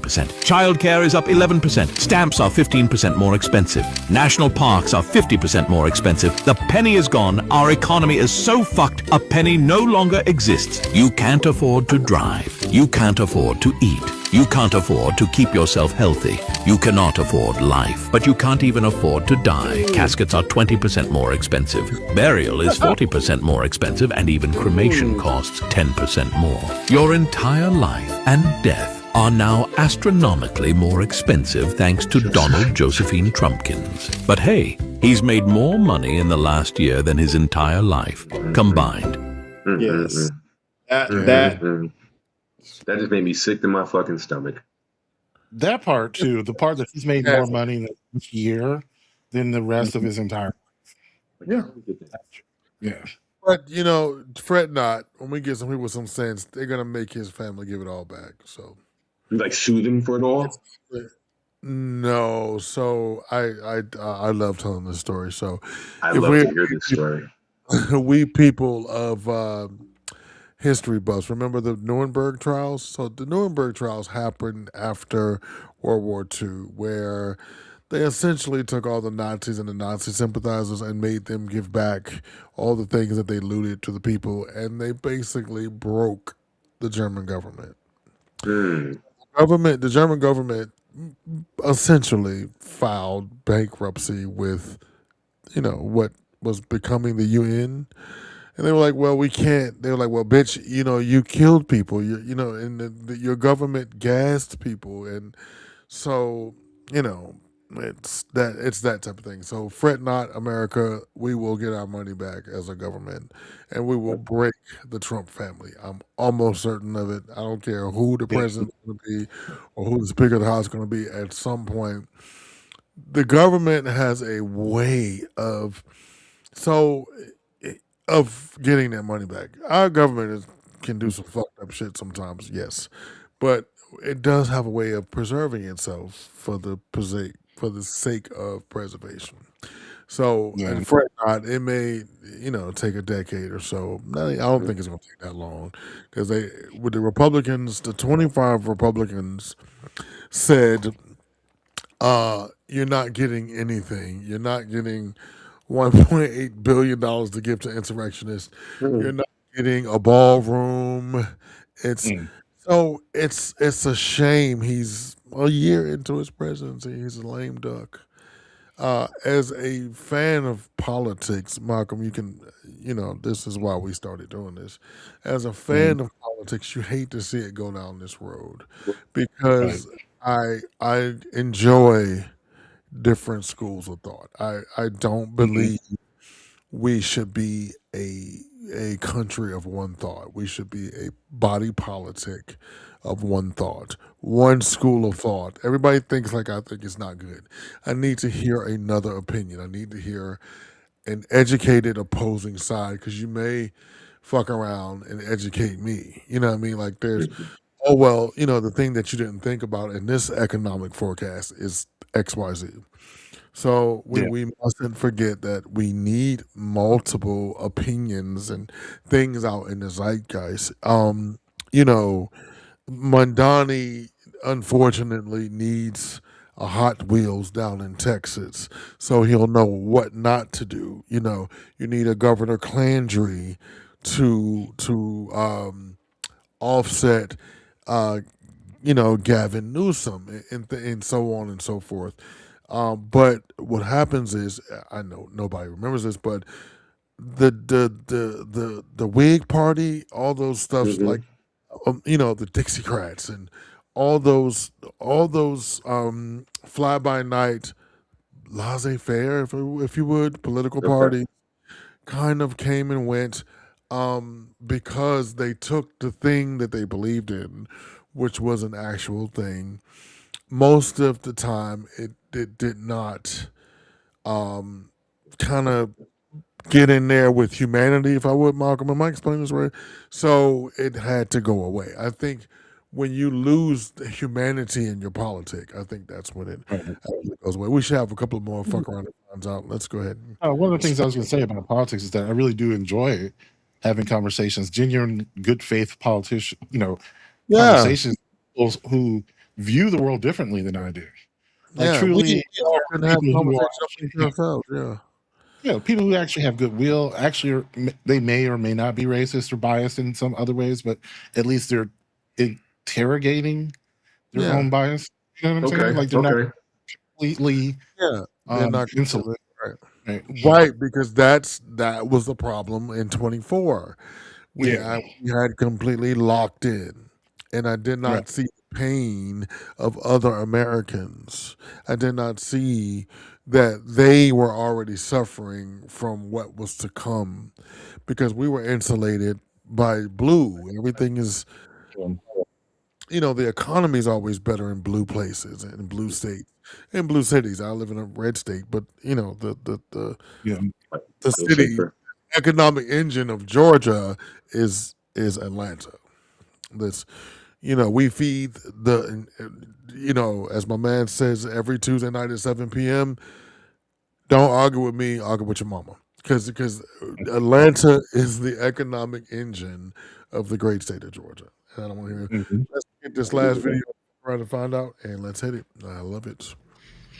On May 1st, Caroline Levitt had her baby, a daughter named Viviana. Correct. But there is someone very special that sent a congratulations to her with a very clear and honest message. Okay. This is from Iran, and it Iran. says, congratulations to you. Children are innocent and lovable. Those 168 children that your boss killed in the school in Manab, and you justified, were also children. When you kiss your baby, think of the mothers of those children. Oh! Brutal, honest, just the way I like it. Ooh. Leave your comments down below. Don't forget to like and subscribe, and I'll see you guys. Yeah. That's it. All the words were there. Thank you for hanging in there with me for this long and beleaguered. Fuck around and find out. It's not normally this long if you're new here. I just had a lot to examples to give this week. We have a jam-packed show. We were going to go a full 2 hours today. In case I didn't tell you, Malcolm, I think I told everyone else. Sorry. So we do have more time to get to everything else. Now, that's the fuck around and find out portion. Now, the black news, and we are black people to do black things. We are all voices. We're queer, gay, straight voices, all kinds of voices. But I want to get into some black shit. Let's do some black shit. We can talk about it. Go ahead. Black shit. A woman just dropped $3.9 billion on a baseball team. Billion with a B. And not just any woman, a black woman. And most of y'all don't even know her name. So let me fix that. Kwanzaa Jones. Kwanzaa Jones is a Princeton grad with a law degree from Cardozo and a master's in dispute resolution from Pepperdine. She has 3 degrees. Okay, so we don't have to worry about her brain. She's smart as a whip. Oh, and before all of that, she won amateur night at the Apollo, then charted 9 times on Billboard. Top 10 hits. The woman can sing, okay? Now, here's where it gets good. She married a man named Jose Feliciano, not the singer, the billionaire, co-founder of Clear Lake Capital, same firm that bought Chelsea football team. So when I say money, I mean money, okay? Miss Kwanzaa is not a trophy. She's a trophy room. She runs the family office. She gave Princeton $20 million. There are 2 buildings on that campus with her name on them. First black donor in school history to pull that off. And now, pending 1 vote in MLB in June, she's about to be the first black woman majority owner with an MLB team ever in history. The Giants will always be our team, but right now, I'm rooting for those Padres to get this one done, okay? Let's get it done, Padres. Tanya's my name. Controlling the narrative is my game. Yeah. Let me know what you think about this. I'm super excited. Okay, bye. And and they're all going to say yes. So congratulations to good for you. And let's not forget that she's married to a brown man. So I mean, I don't care about baseball, but good for her. yeah. That's it. Go ahead. More black shit. More black shit. Let's go. In Blackness, we have a code called, I'm going to talk to you about this when we get home. The reason why we have this code is because we understand that in public, we are on the same side. I early voted in the Georgia primary and I voted for Jason Estevez. Guess what? He lost. This is now officially Akeisha Lance Bottoms' Stan account. I don't want to hear nary a word about her record in Fulton County prior to this race. I don't want to hear about how she handled COVID. I don't want to hear about what happened during the riots. It's behind us now. We have bigger fish to fry. We will hold her accountable when we go to her campaign meetings. We will hold her accountable when she gets in office. But what we will not do is fracture our votes or give them away because we are mad about the past that no longer have relevance today. She is going to do phenomenally as a governor for the entire state of Georgia. Why? Because I'm going to assume that she learned her lesson. I'm going to assume that she is coming back with more fire and vigor. I'm going to assume that she's going to tighten up her messaging to ensure that she is not just a moderate option to the Republican Party, but that she is a true Democrat, that she will highlight democratic values. She should go visit them people down there in Valdosta. Go visit them people down there in Tifton. Y'all need to get down there so we can get those people on our side. The GOP is very fractured right now, especially in Georgia, because Georgia is a purple state, not just because of Atlanta. There are reasonable people outside of the city of Atlanta who don't really like what's going on. They're about to go into runoff for their primary because they are split between MAGA Republicans and just regular GOP members. They have a weakness. We do not, because we are united under future Governor Keisha Lance Bottoms. From now until November, I am a stan. I have loved everything she's ever done for her whole life. She saved my cat out of a tree in 96. And if I can help it, she's going to be the next governor of the great state of Georgia. We love Bottoms. Hey, Yeah, I know. Keisha Lance Bottoms found me when I was lost at the Caldors. I was standing out the club drunk one night. Keisha Lance Bottoms gave me a ride home. Yeah, there you go. Yeah. Right. I was on Who Wants to Be a Millionaire. Keisha Lance Bottoms was my phone friend. That's right. Goddamn right. Oh, yeah. I'm going to collect videos from you all. What did Keisha do for you? Let's go. Yeah. Hit that next video. Send the video. Let me know. WBLS is an important part of my history in terms of my recording career. There was an amazing man named Frankie Crocker, the chief rocker, who was an instrumental part of getting my hit song, And I'm Telling You I'm Not Going, played on the radio. Over 40 years ago, a DJ on the radio had a lot of power. My own record company did not believe that And I'm Telling You could be a hit, because they felt, number one, the part that I slowed down and hold the note. They said, no radio station is gonna play the record because you're pausing in the middle of the record. And I am telling you,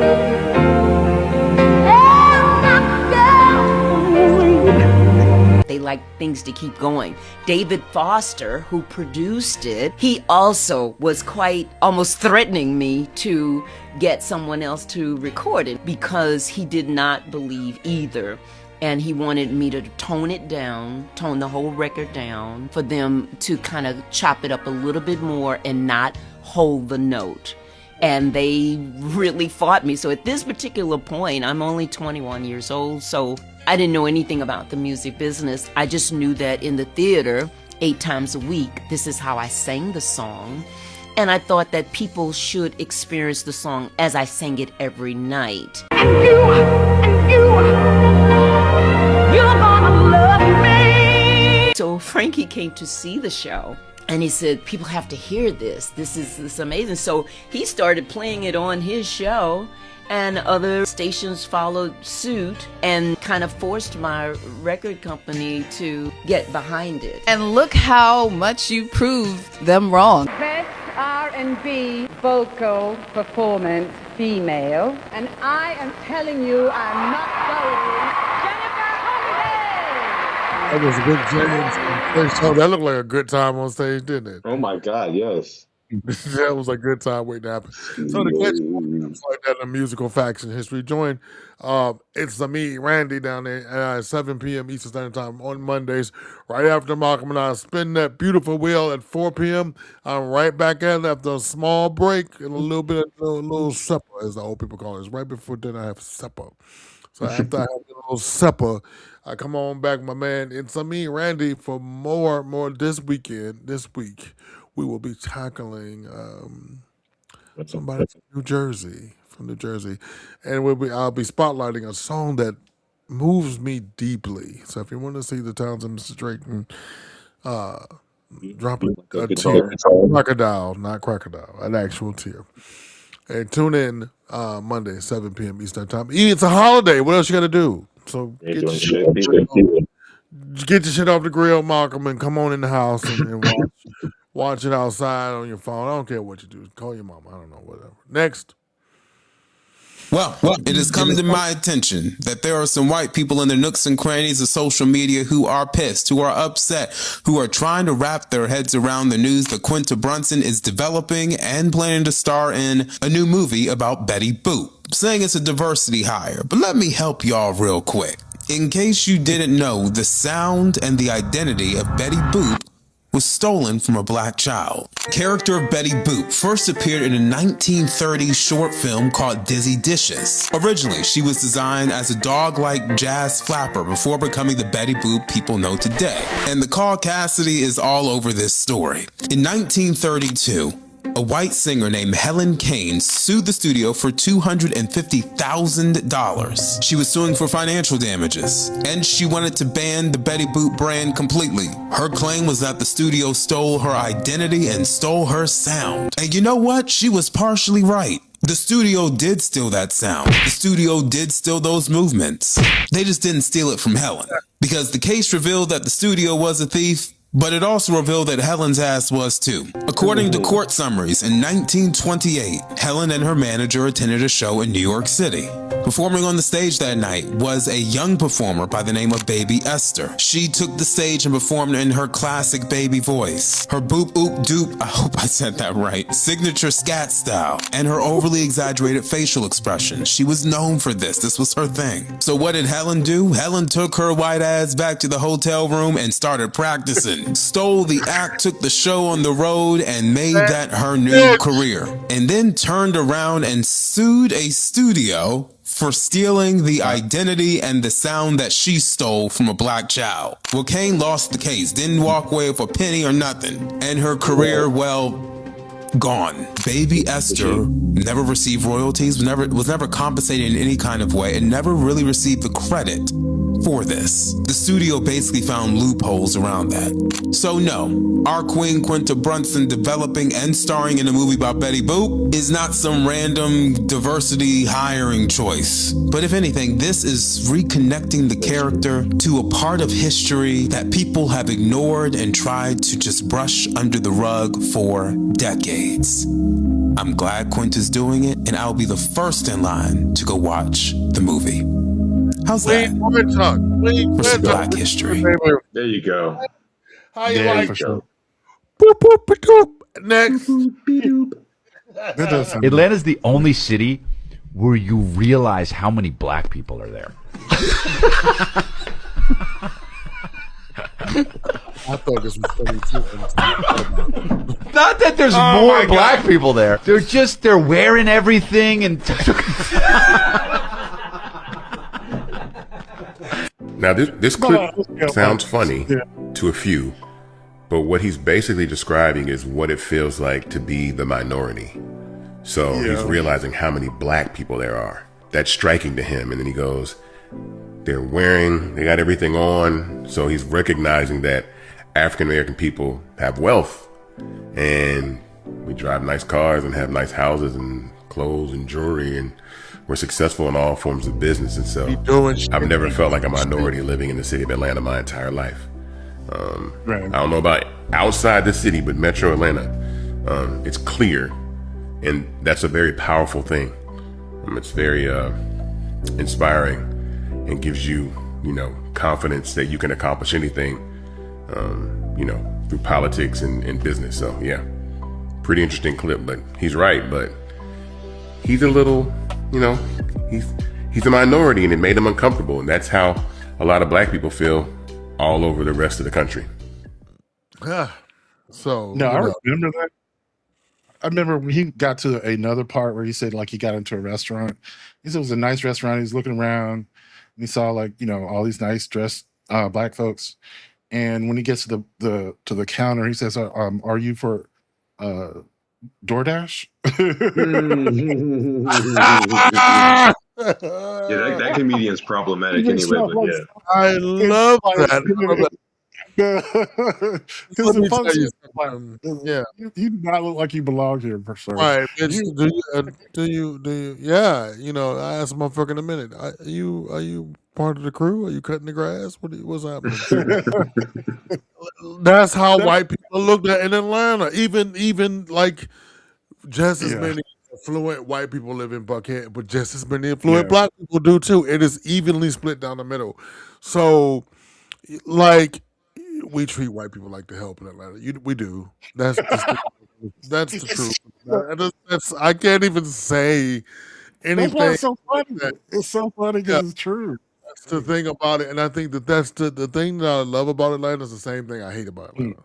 Say word, because it's the same sword that saves you is the same sword that kills you. But it is a magical black place. It is. But I tell you, black folk, we are. Lord have mercy. I can't even get it. I can't even get it. So, I mean, because we black people's, and let me get on with this, but we black people's ingenuity and our thought Hmm. process, when we are free to imagine and we are free, like we're not chained by the rest of Georgia, right? Who the governor is doesn't matter. As long as our mayor is black and they gonna speak up for us, as long as the city council's black and the teachers are black and the principal is black, every motherfucking body is black. So I went to see my man Kim on my way here. Lives in a lily white community. I mean, like, and I had to get used to seeing all them white people. I'm like, what they doing? You They're know, doing pickleball. They're doing pickleball. the rest They of the got a world. bounce Like, house over there. I come here to Tijuana and I forget, like, okay, well, not all the world is our stage. Like, you forget, like, I don't have a healthcare provider that's not a minority. Like, not like top dentist, podiatrist, the foot, everybody, every mother Malcolm, everybody, my physical therapist, my mental therapist, the nigga that cut my grass, everybody, everybody doing everything. The people at the movie theater, the people at the restaurant, the girls at Wendy's, like you like. It is so deep, Randy. You It's gonna asked be yourself, you where are know. the Mexicans at Wendy's? Right. Yeah, go ahead. No, I was just saying it's good to be reminded of it because to some degree it just becomes your normal. Like it's true Yeah. of here. It's just not as upscale. Like I live in a small town, but it's like I think by population the fifth blackest city in the United States. Oh, And it's, Albany is black. Y'all it's black. motherfuckers. Y'all got an HBCU and everything to prove it. Yeah, it's true. And so you just get used to it. Like if you're Right. gonna have a book club at the library, it doesn't matter if it's a black book club. They're gonna be black. Like you Everything don't is have black. to. Yeah, You the know, question because you don't have you to. can't do a city thing without at least 60. I think our population is about 62% black, right? So Wow. you're not gonna find any sort of well diverse unless you keeping the black people out. We there, Wow. Yeah, we always got something to say. So- That Like ain't never. shit. Well, that's just the way it is. Like Yeah. I went to the doctor the other day right before the election. My doctor was like, "Shit, I don't care what they say. Let's talk about fuck around, keep fucking with Keisha." And he's a very Barack Obama black man. Go ahead with the next one, please. This is the last of the black Hey, sheep. Auntie Bev here on Teach Me Tuesday. Do you know anyone suffering from Negro philophobia? Negro philophobia describes the love-hate relationship some people have with black people. They love our culture. They love our style, the way we dance, the way we dress, our food, our music. But they'd rather love us from a distance. They don't really want to associate with us directly. They don't really see us as equal, but they love what we do. That's Negro philophobia. Now, I don't know if anyone seeks therapy for that condition, but it's a real word. Auntie Bev speaks on Teach Me Tuesday. Negro philophobia. Okay, that's a new word I learned. I'm going to use it every day. Negro philophobia. I love that. And we all experience it, like legit. That little clip that you mentioned with the comedian, they're wearing all the clothes. You know what I mean? All the style and the fashion that you want to wear yourself. Like we literally set the trend. That's what bugs their brain, right? Oppressed. We're ripped from our own heritage. We make our own style. We're our own people. We make being oppressed look so cool that they're mad that even when they take shit away from us, they still want to wear everything we wear and listen to what we listen to. Randy, And I don't mean spot on. That is spot on. I don't mean the they. I just mean the certain. There's good in everything. There's bad in everything as well. But the appropriators, right? They can't get how we can beat them down so much. But I want to wear those J's. Yeah. Yeah, that's right. Malcolm and I were I think this must have been years ago at this point. We were reading something, and I forgot. So he always forces me to be better, but between him and Swag, I'll tell you. But we were talking about like soul food was scraps. It was the scraps that massa didn't want, and it's now you go in the grocery store. Goddamn it, oxtail is $20 for a pack of two. Yep. Yeah. Pig feet. That's a really good example, though. Yeah, $20 for a pack of two. It's a delicacy. That was Motherfuckers fucking dark. ran around the building to get you some, right? And now it's so expensive. It's so fucking expensive. Right. They would not let us eat vanilla ice cream because they thought it would give us proximity to whiteness. So guess what? We made butter pecan, bitch, because we took the pecans from off the tree and churned it with the butter and the ice cream.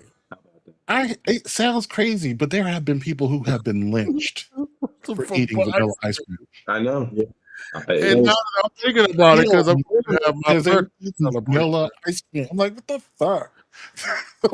Y'all stupid. No, think about it because we Swag is we're having a Tijuana birthday celebration because I have a whole set of friends down here in Tijuana. One day I'm going to come and just stay. Just FYI, don't tell them. Look at him. He's like he's looking for shit to put up now. Like put up the shit. Put up the shit. Right. No, but it's like you go and it's like you take for granted, like fucking greens was a weed, you know. Speaking of Malcolm, I'm glad he's back. He has great books in the book club for you to. I'm sure he's reading some. I'm sure he's read a library by now. Yeah, well, I haven't in the past couple of weeks. I have to get my schedule back, but yeah. Yeah. So we're gonna add some new books to the book club. So please sign up for Patreon, www.patreon.com/mailmediamind for $5 a month. You get access to everything. We provide you with the reading materials. So if you need the audio book we can give you the actual digital reading copy if you like to. Because I prefer And inbox me if there's a book you want to read, right? Like I'll get it. I thought I actually got a recommendation recently, and I really enjoyed it. So yeah. Considering that our children and grandchildren do not know how to read, we need to continue reading. No, so we can get a little break and catch our breaths. But I mentioned Malcolm in that Swag as Tuesdays at 7. Malcolm's at Wednesdays. Randy and I are also Mondays at 7. Malcolm and I are 4. We're gonna give you the weekly roundaround rewind in case you missed any great content. I missed a lot of content this week because I was on the road. Except when I bombed them with my comment on Wednesday night. We're talking about me, Randy. They were talking about in my face. They knew I was out there. In my face. In my face, bro. Like, that's what I heard. You know, I'm being black. I heard fuck Greg. That's not what they said. But ladies and gentlemen, I give you the weekly rewind. Here we go.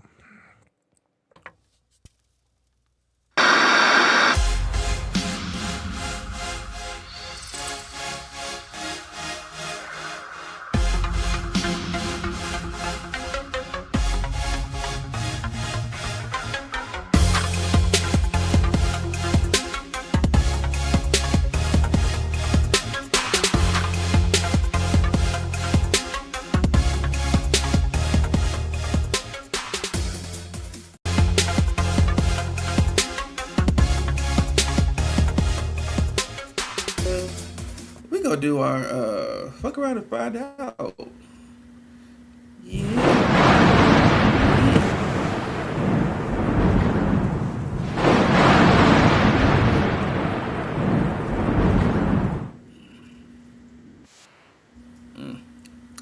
In our fuck around and find out today, and the reason why I chose this is because there has been a lot of talk about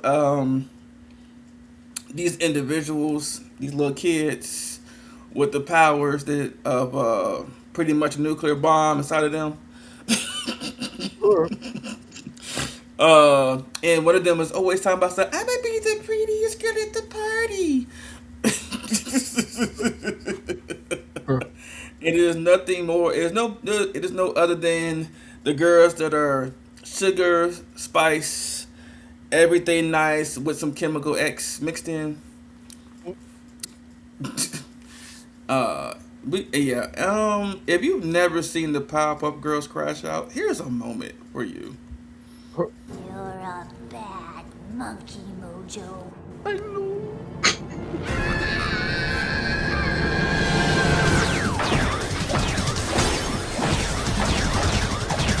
What's going on here?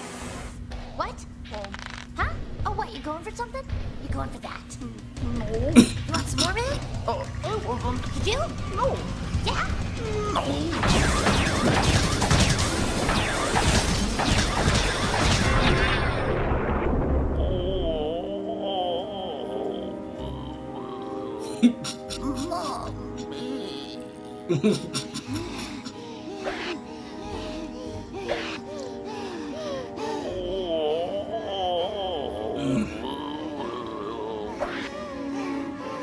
And they look like they want to do it again. God. What have we done? Look at us. Look at Mojo.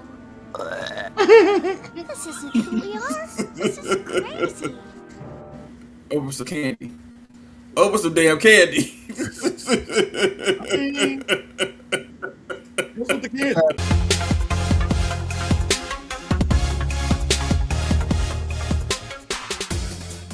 What you got over there? It's me, Randy. Well, what does Megan Trainor, Kid Cudi, Zayn, and the Pussycat Dolls all have in common? They all have more money than me. To the boosh. Go ahead.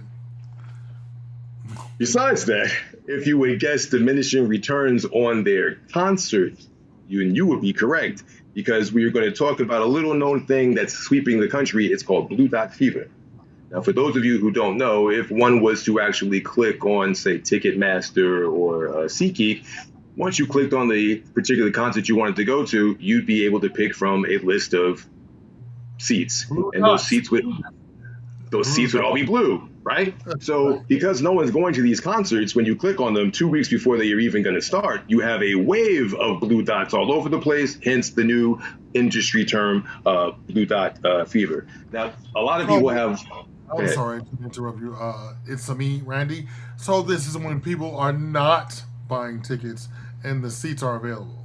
That's Blue Dot. Legitimately, up to 2 weeks before the concerts, folks are going to take a look just to see where the seats would be, and they're being awash by a wave of blue dots, which are just super available seats for anybody to choose from. Right.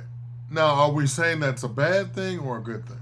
Well, it's definitely a bad thing, because a blue dot should be a filled seat. And so for every blue dot, that's not a human being who's going. And there's a lot of contributing reasons to that. Some people are saying gas prices. That's a brand new thing. Ticket prices were ridiculously one of the number one reasons why Blue Dot Fever kicked off in the first place, because no one could really afford to go to the tickets. Then you add that expensive gas, hotel prices, which typically jack their rates up around the time when the concert or venue is going to be expecting a large number of consumers, so they know they're going to get more bang for their buck. And then plane tickets, gas, all that stuff make plane tickets higher. So it's like a trickle-down effect. So all of that can be leading to what the industry likes to call Blue Dot Fever. But I actually think it's a little bit easier than that. Some of these groups, the Pussycat Dolls. Who wants to see them? Megan Trainor? Not. It's not because I can't afford gas. It's because I don't see their ass.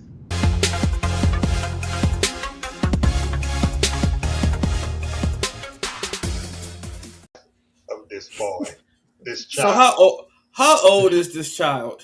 Right. I'm sorry. No, you. Well, 17, 18. I'm told they were 18, but like I Calvin heard it says, was that child 17. looked like he hadn't hit puberty yet. Exactly, Calvin. So somebody noticed that on Twitter. And this is what they posted on Twitter. They said, "I don't know pleasure, you a cool person, but it feels uncomfortable seeing an 18-year-old being introduced to the adult industry. At that age, he could have been encouraged to focus on business or entrepreneurship instead. Some opportunities are better declined." And that got him hot. That got the CEO hot, because he is now threatening people. Talk about, I better not catch you. I have that video, so let's go ahead and I heard the X chat. So yeah, it got heated. it got Real heated. So yeah, let's go ahead and play that chat real quick so you can hear how explosive it got. You're a pedophile, fat ass bitch. Your fat ass a pedophile, bitch. You're a pedophile, you dirty ass bitch. You're a pedophile. She hiding comments. You're a pedophile, fat bitch. Your fat ass lose weight, fat ass nigga. You's a pedophile, fat bitch. Fat ass bitch. You're big as fuck, big ass bitch. Shut your big ass up, big ass bear. Your fat ass always taking shirt with no clothes on, fat ass bitch. That's why you hate other fat people. You jealous, bitch. Your fat ass a pedophile, bitch. Decapulate is only 18. He just turned 18. You just turned 18, big bitch. Can I ask you a He just turned 18, you big ass bitch. Can I ask you a question? Fuck wrong with him? He starts to drink. Why? That's how you know it's your phone, Munchie. Cause You you irritating wrong, ass. dog. Drake, why get a co-host? He came for me. You irritating ass little You's a bitch. If I ever see you, I'm gonna put my hands on you, you little bitch. And if I get your address, I'm gonna put my hands on you, little bitch. We'll go ahead and cut it right It's there. about the age, fool. It's not about the clothing. It's not about the brand. It's Right. about using underage guys doing adult shit. Damn, come on, man.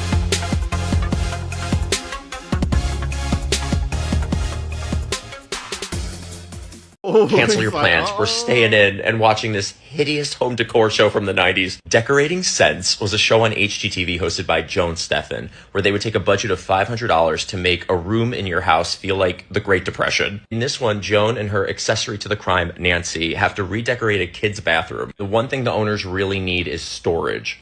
This brightly painted box used to be an old medicine cabinet from the 40s. Okay, not a bad start. We got our storage. You know what? This is an idea that really was kind of like out of necessity because there is no storage. And I thought, where do you store something in a bathroom? Why does our shower curtain have pockets? Didn't you just install a huge medicine cabinet? What happened to that? This whimsical box is now home to Allie's Beanie Babies collection and Snow White and the Seven Dwarfs. Got it. So the Beanie Babies go in the medicine cabinet and the toothbrush and Vagisil in the shower curtain. Now look at what this chick has in her house. I'm going to tell everybody this. The wallpaper that was up here was green and white, and you just weren't happy with the look of it, but you didn't have money to replace it. So you got creative and you just ripped it off one day. Yes.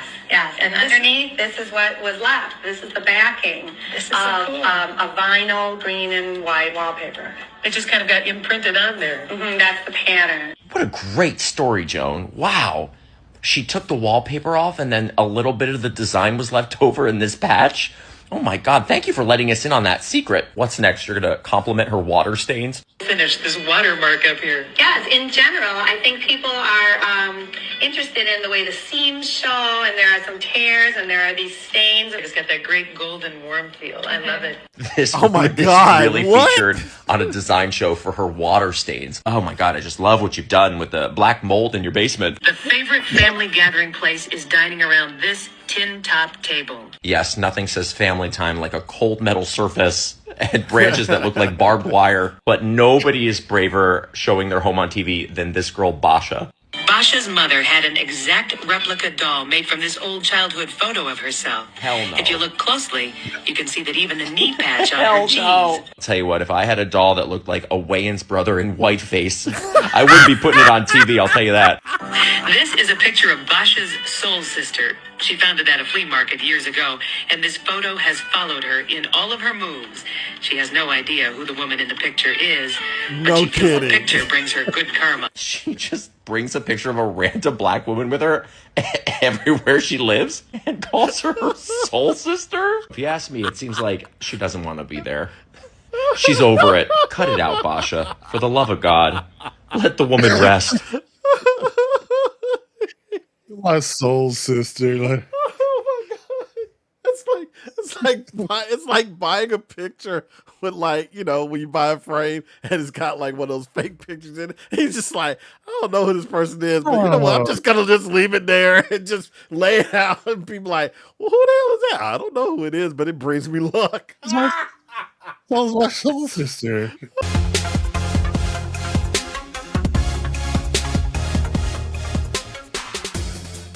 All right. Well, we gonna move on because we are we're now officially in the second half of the agenda for the evening. Our kink of the week is voyeurism. Do you like to be watched?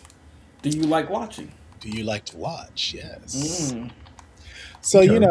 all the pictures I could find for voyeurism were not suitable to be shown on YouTube. Of course, we understand. We It's like, understand.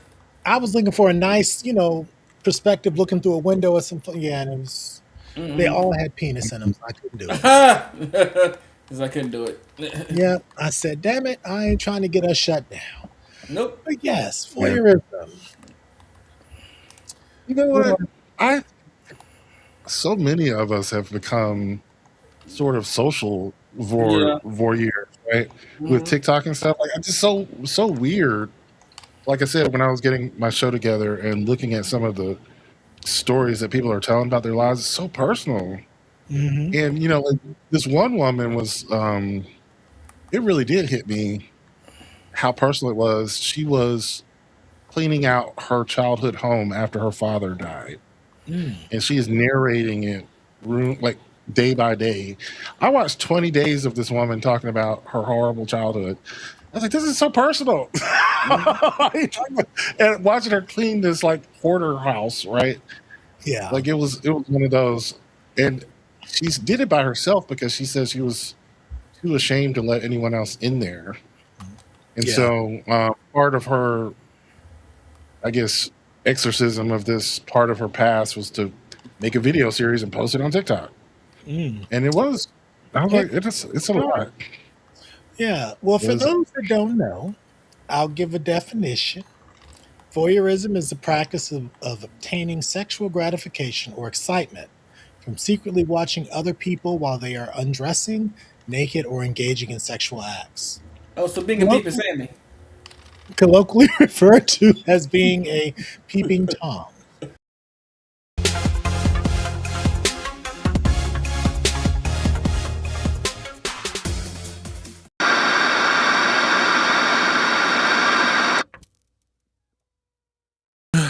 You know what? I So think I need a Wayans doll and Whiteface. yeah, I need I that. think I need one. But I Oh, no. remember that show, sadly, because that came on in the same breath as when Niecy Nash did Clean House.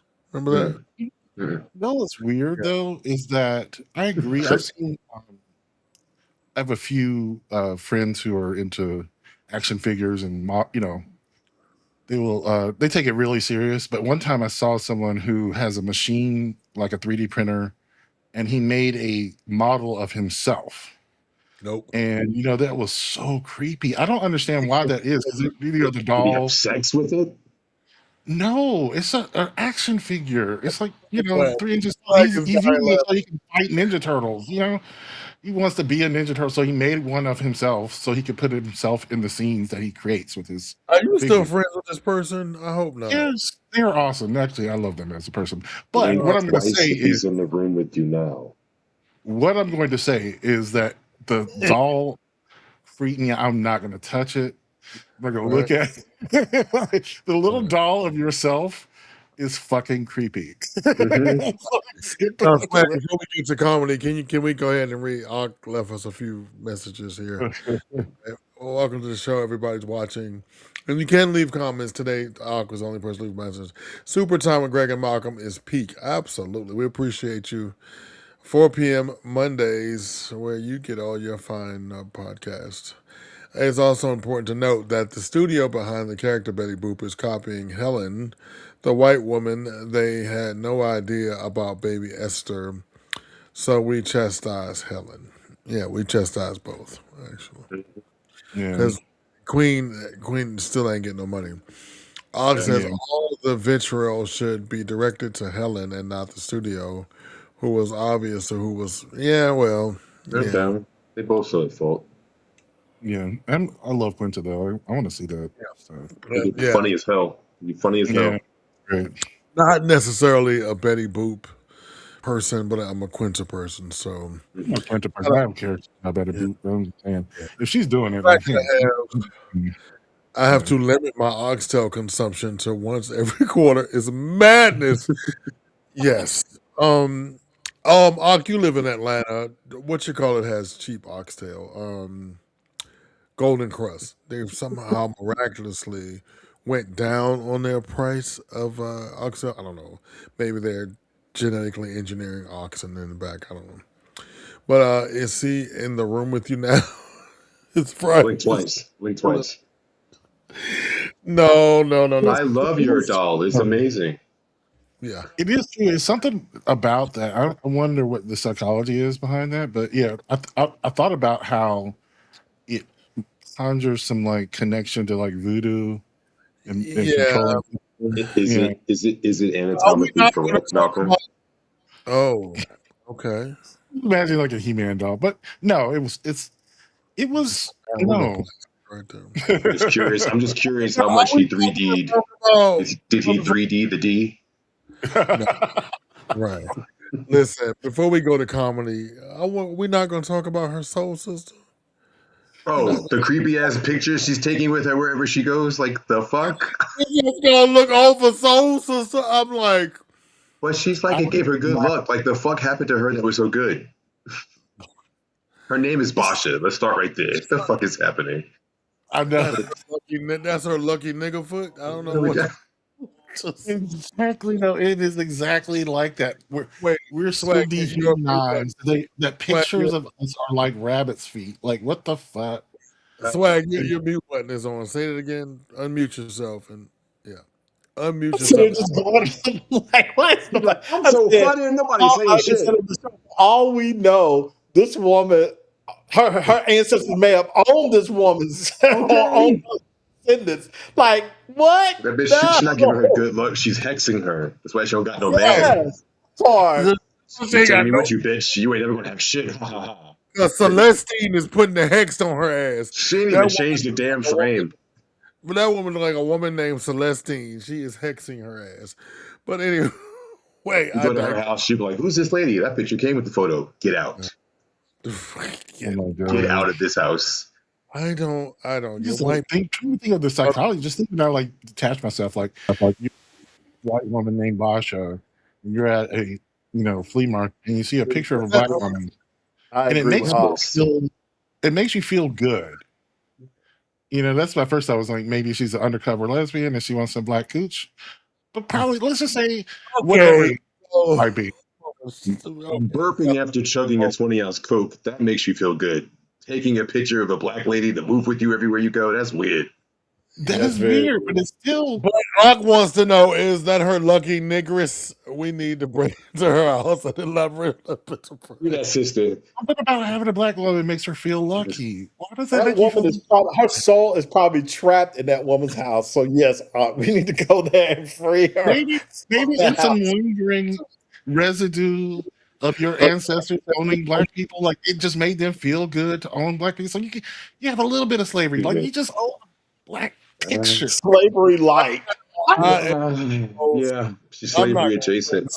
Little scratches that slavery yet. You just want to own black people so bad that you just gotta have something. Listen, I ain't saying shit because right now I'm in one of the most racist states in the union. We gonna go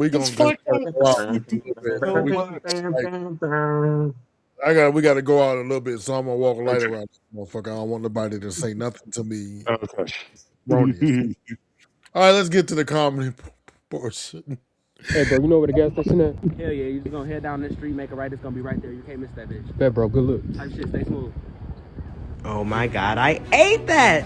I'm like so masculine, and my directions were perfect. Down the street, to the right. Oh my god, I know the hood! Then I hit his ass with the type shit, stay smooth. Like the handshake was on point. I'm the Trey, I'm a nigga. It's the little things, right? The little things. Not I'm the trade. When public service announcement, if you have to call yourself the trade, you're probably not. Next. All I'm saying is, it used to take us 2 hours to get to Atlanta when I was young. Either they done added more highway, or some of y'all need to go to home. And I don't even live there. I done got mad all over again, because why y'all making it take so long for me to get to damn Atlanta? Y'all don't put extra damn road on 85 in between me and Atlanta. And I don't like that. I'm about to get like a person who live in Atlanta, because you need to go home. God damn, roads all backed up and shit, because y'all down here. Go home, Roger. Damn. I'm trying to get down here in an hour and 36 minutes. And y'all, my God, man. My God. Why y'all don't go somewhere else? I heard Wichita is lovely. And not Wichita. Roger, take your ass to Wichita. Listen. They Swag always laughs at us and says, Atlanta's an hour away from Atlanta. I swear to God. It is. Now it's 2. Now it's 2 hours. I don't remember the numbers, but we were talking about, I think it was in the 1619 project. They mentioned it. Atlanta has been the largest, fastest growing city in the United States. I think for like the past 27 out of the last 30 years or so. And we got the niggas to prove it. Amen. Yeah, it's the Olympics didn't hurt. Right, Yeah. exactly. Yeah, it's true. But I think that's what we're going to lose money on the thank you, Trump. We're going to lose money on the World Cup. Amen. Yeah. Oh, go ahead, Swag. Keep it going.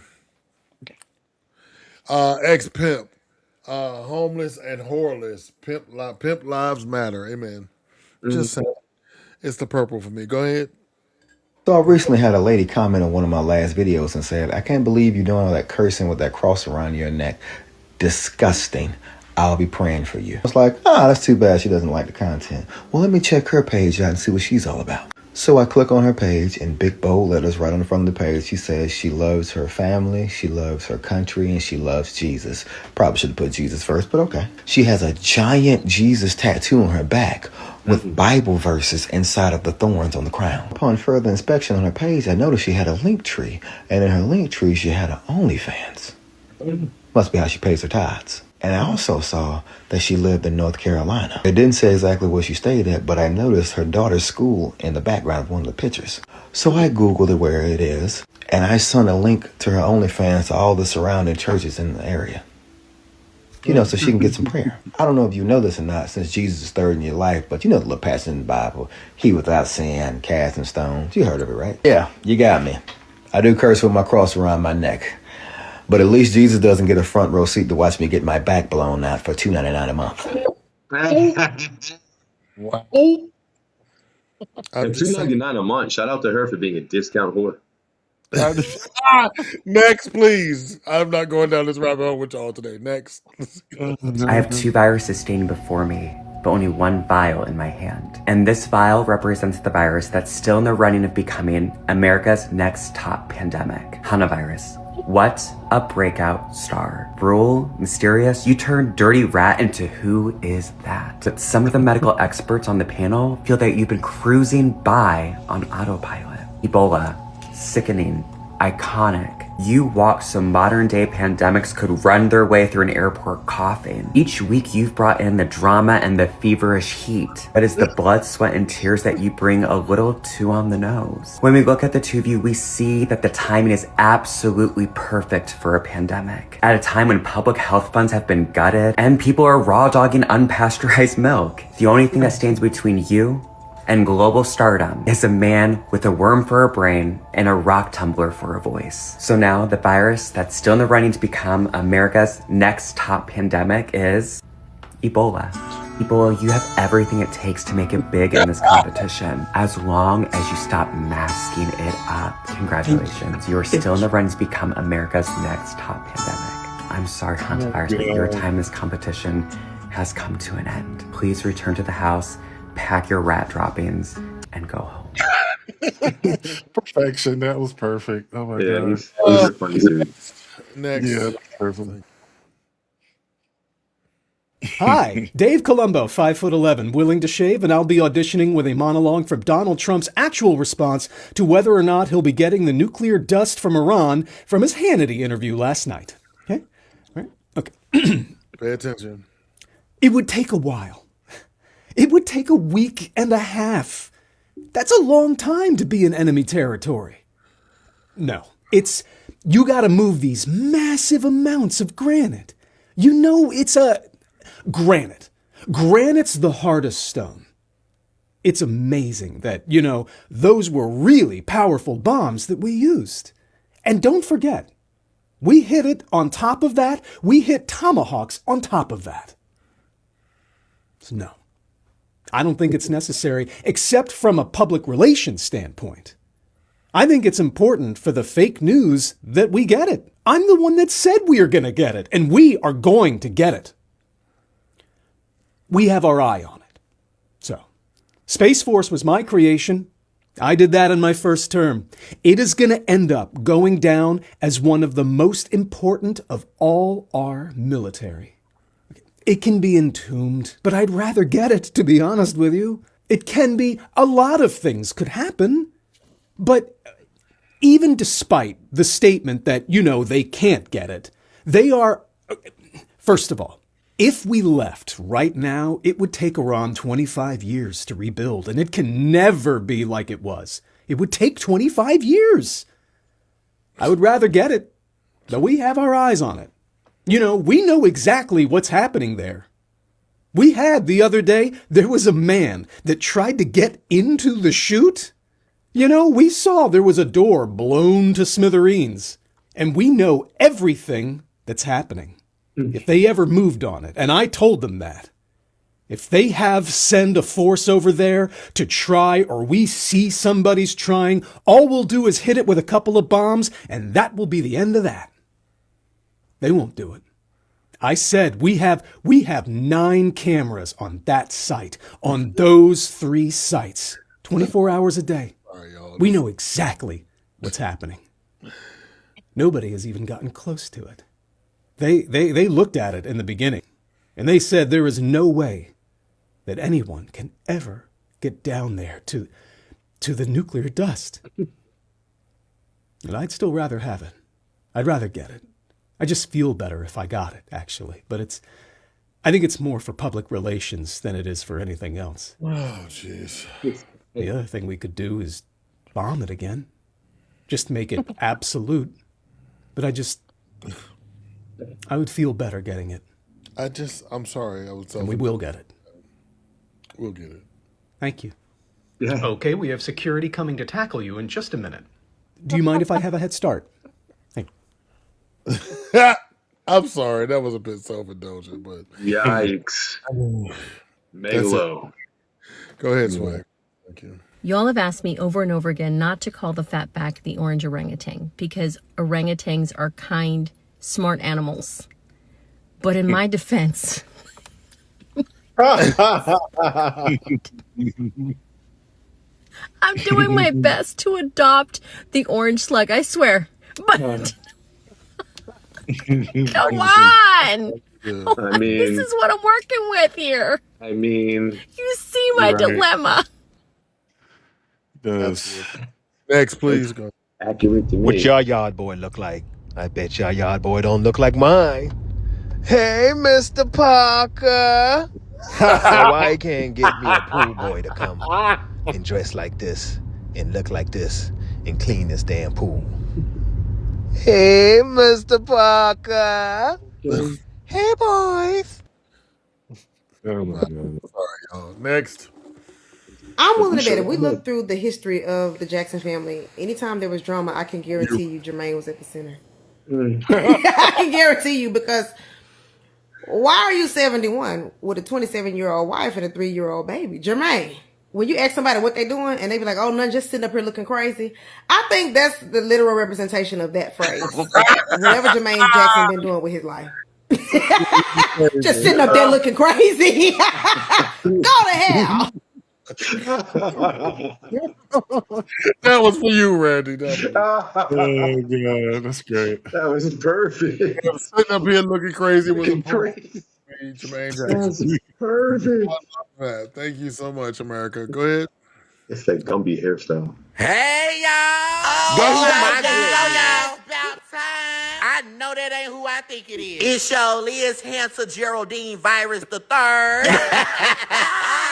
They finally let you off that cruise. Yes. I'm sorry I'm late, y'all. They was trying to hold me captive on that cruise. Yeah, child. They didn't want another outbreak. Well, I'm here now, bitch. What cruise was you on? Yeah, Royal Caribbean or Carnival? Oh, baby, you know I was on Carnival. Yeah. Wait. Come on, do it for the one time. Come on. Get up.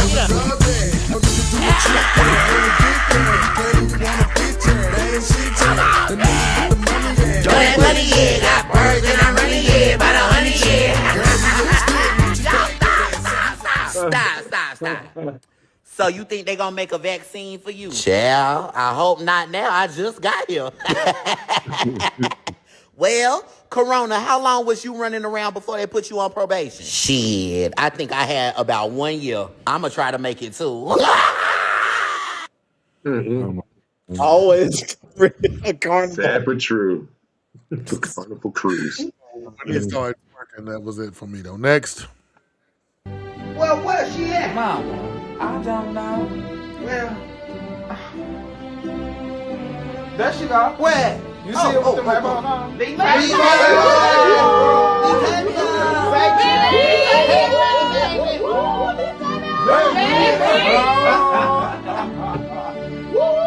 Love you, baby. Look at her.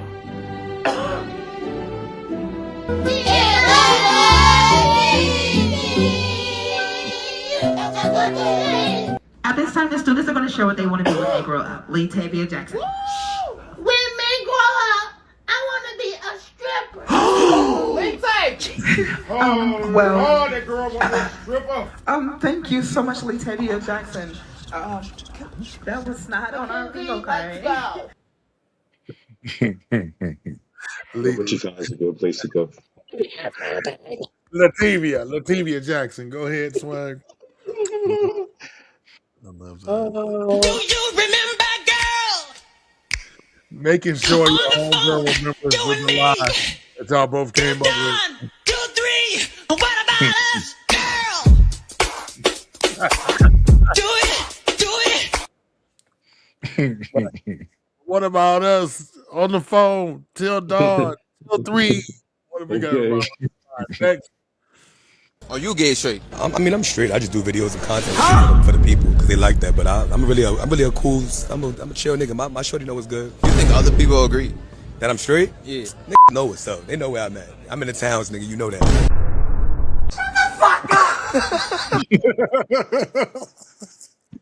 Are these gay towns that he's in? I don't know. Good. Are these abandoned heterosexual towns? Probably like 3. You are my sunshine, my only sunshine. You make me happy when skies are gray. You never know how much I love you. So please don't take my sunshine away. Oh, so cute. Oh my god. That was the last one. I love that. Don't kiss me if I'm not your baby. Yeah, I'm not your baby. Correct. She got nachos on her shirt. That was really cute. All right. Of course, we're gonna end it with some Black Joy because I'm all about Black Joy. Here we go. BLS is an important part of my history in terms of. We played that one. That's game time. This is CJ Oh.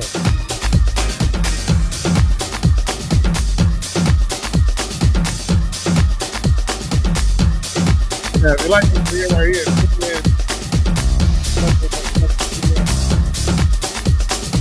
Up there. Seriously, with that 2-wheel.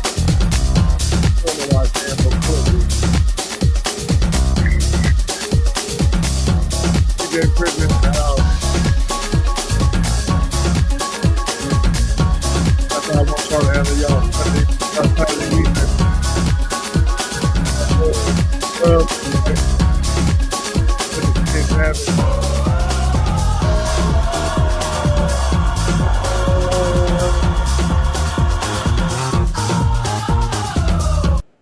That's it.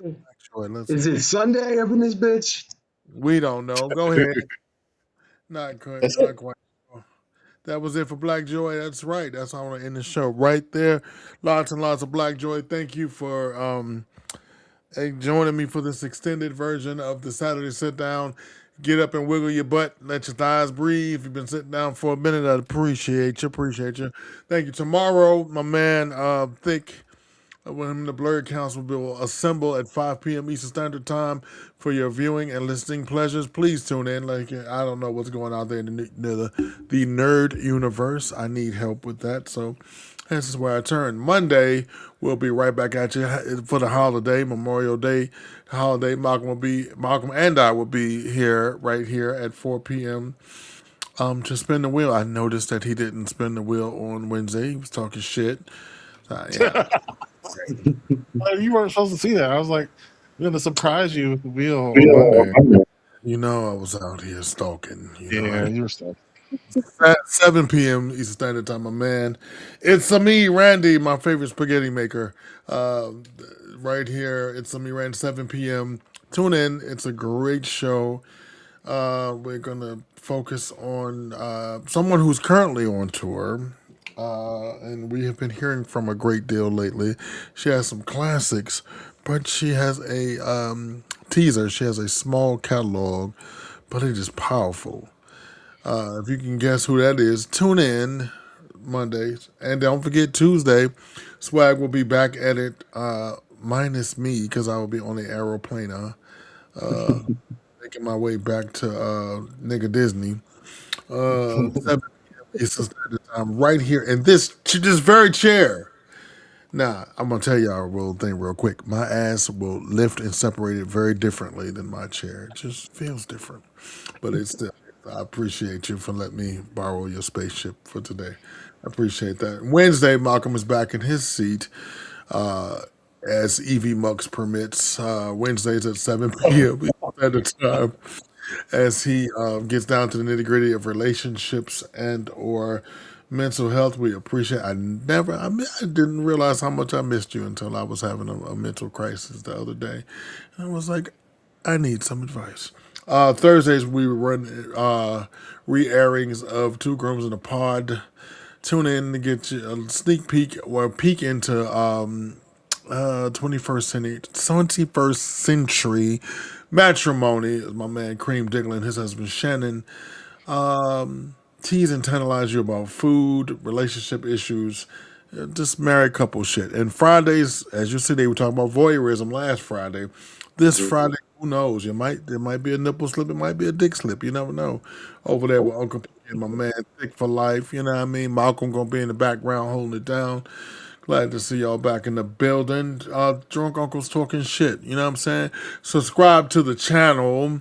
And the channel being M3. M3 is on YouTube, www.youtube.com/MailMediaMind2. We will not be doing Patreon today. For obvious reasons, because goddamn, I've been on the air for 2.5 hours now, and Swag has got a. You can't see his lower half because he's in the dining room, but there's a. Tell him, come on here, nigga. Come on, wrap it up. They'll come in there and beat you. Yeah. That's why my camera was off when we was watching the Riku Run. All right. And Patreon, www.patreon.com/MailMediaMind2. Tell a friend. Come along. We appreciate you. As always, nobody told you they love you. I do. Thank you. Peace.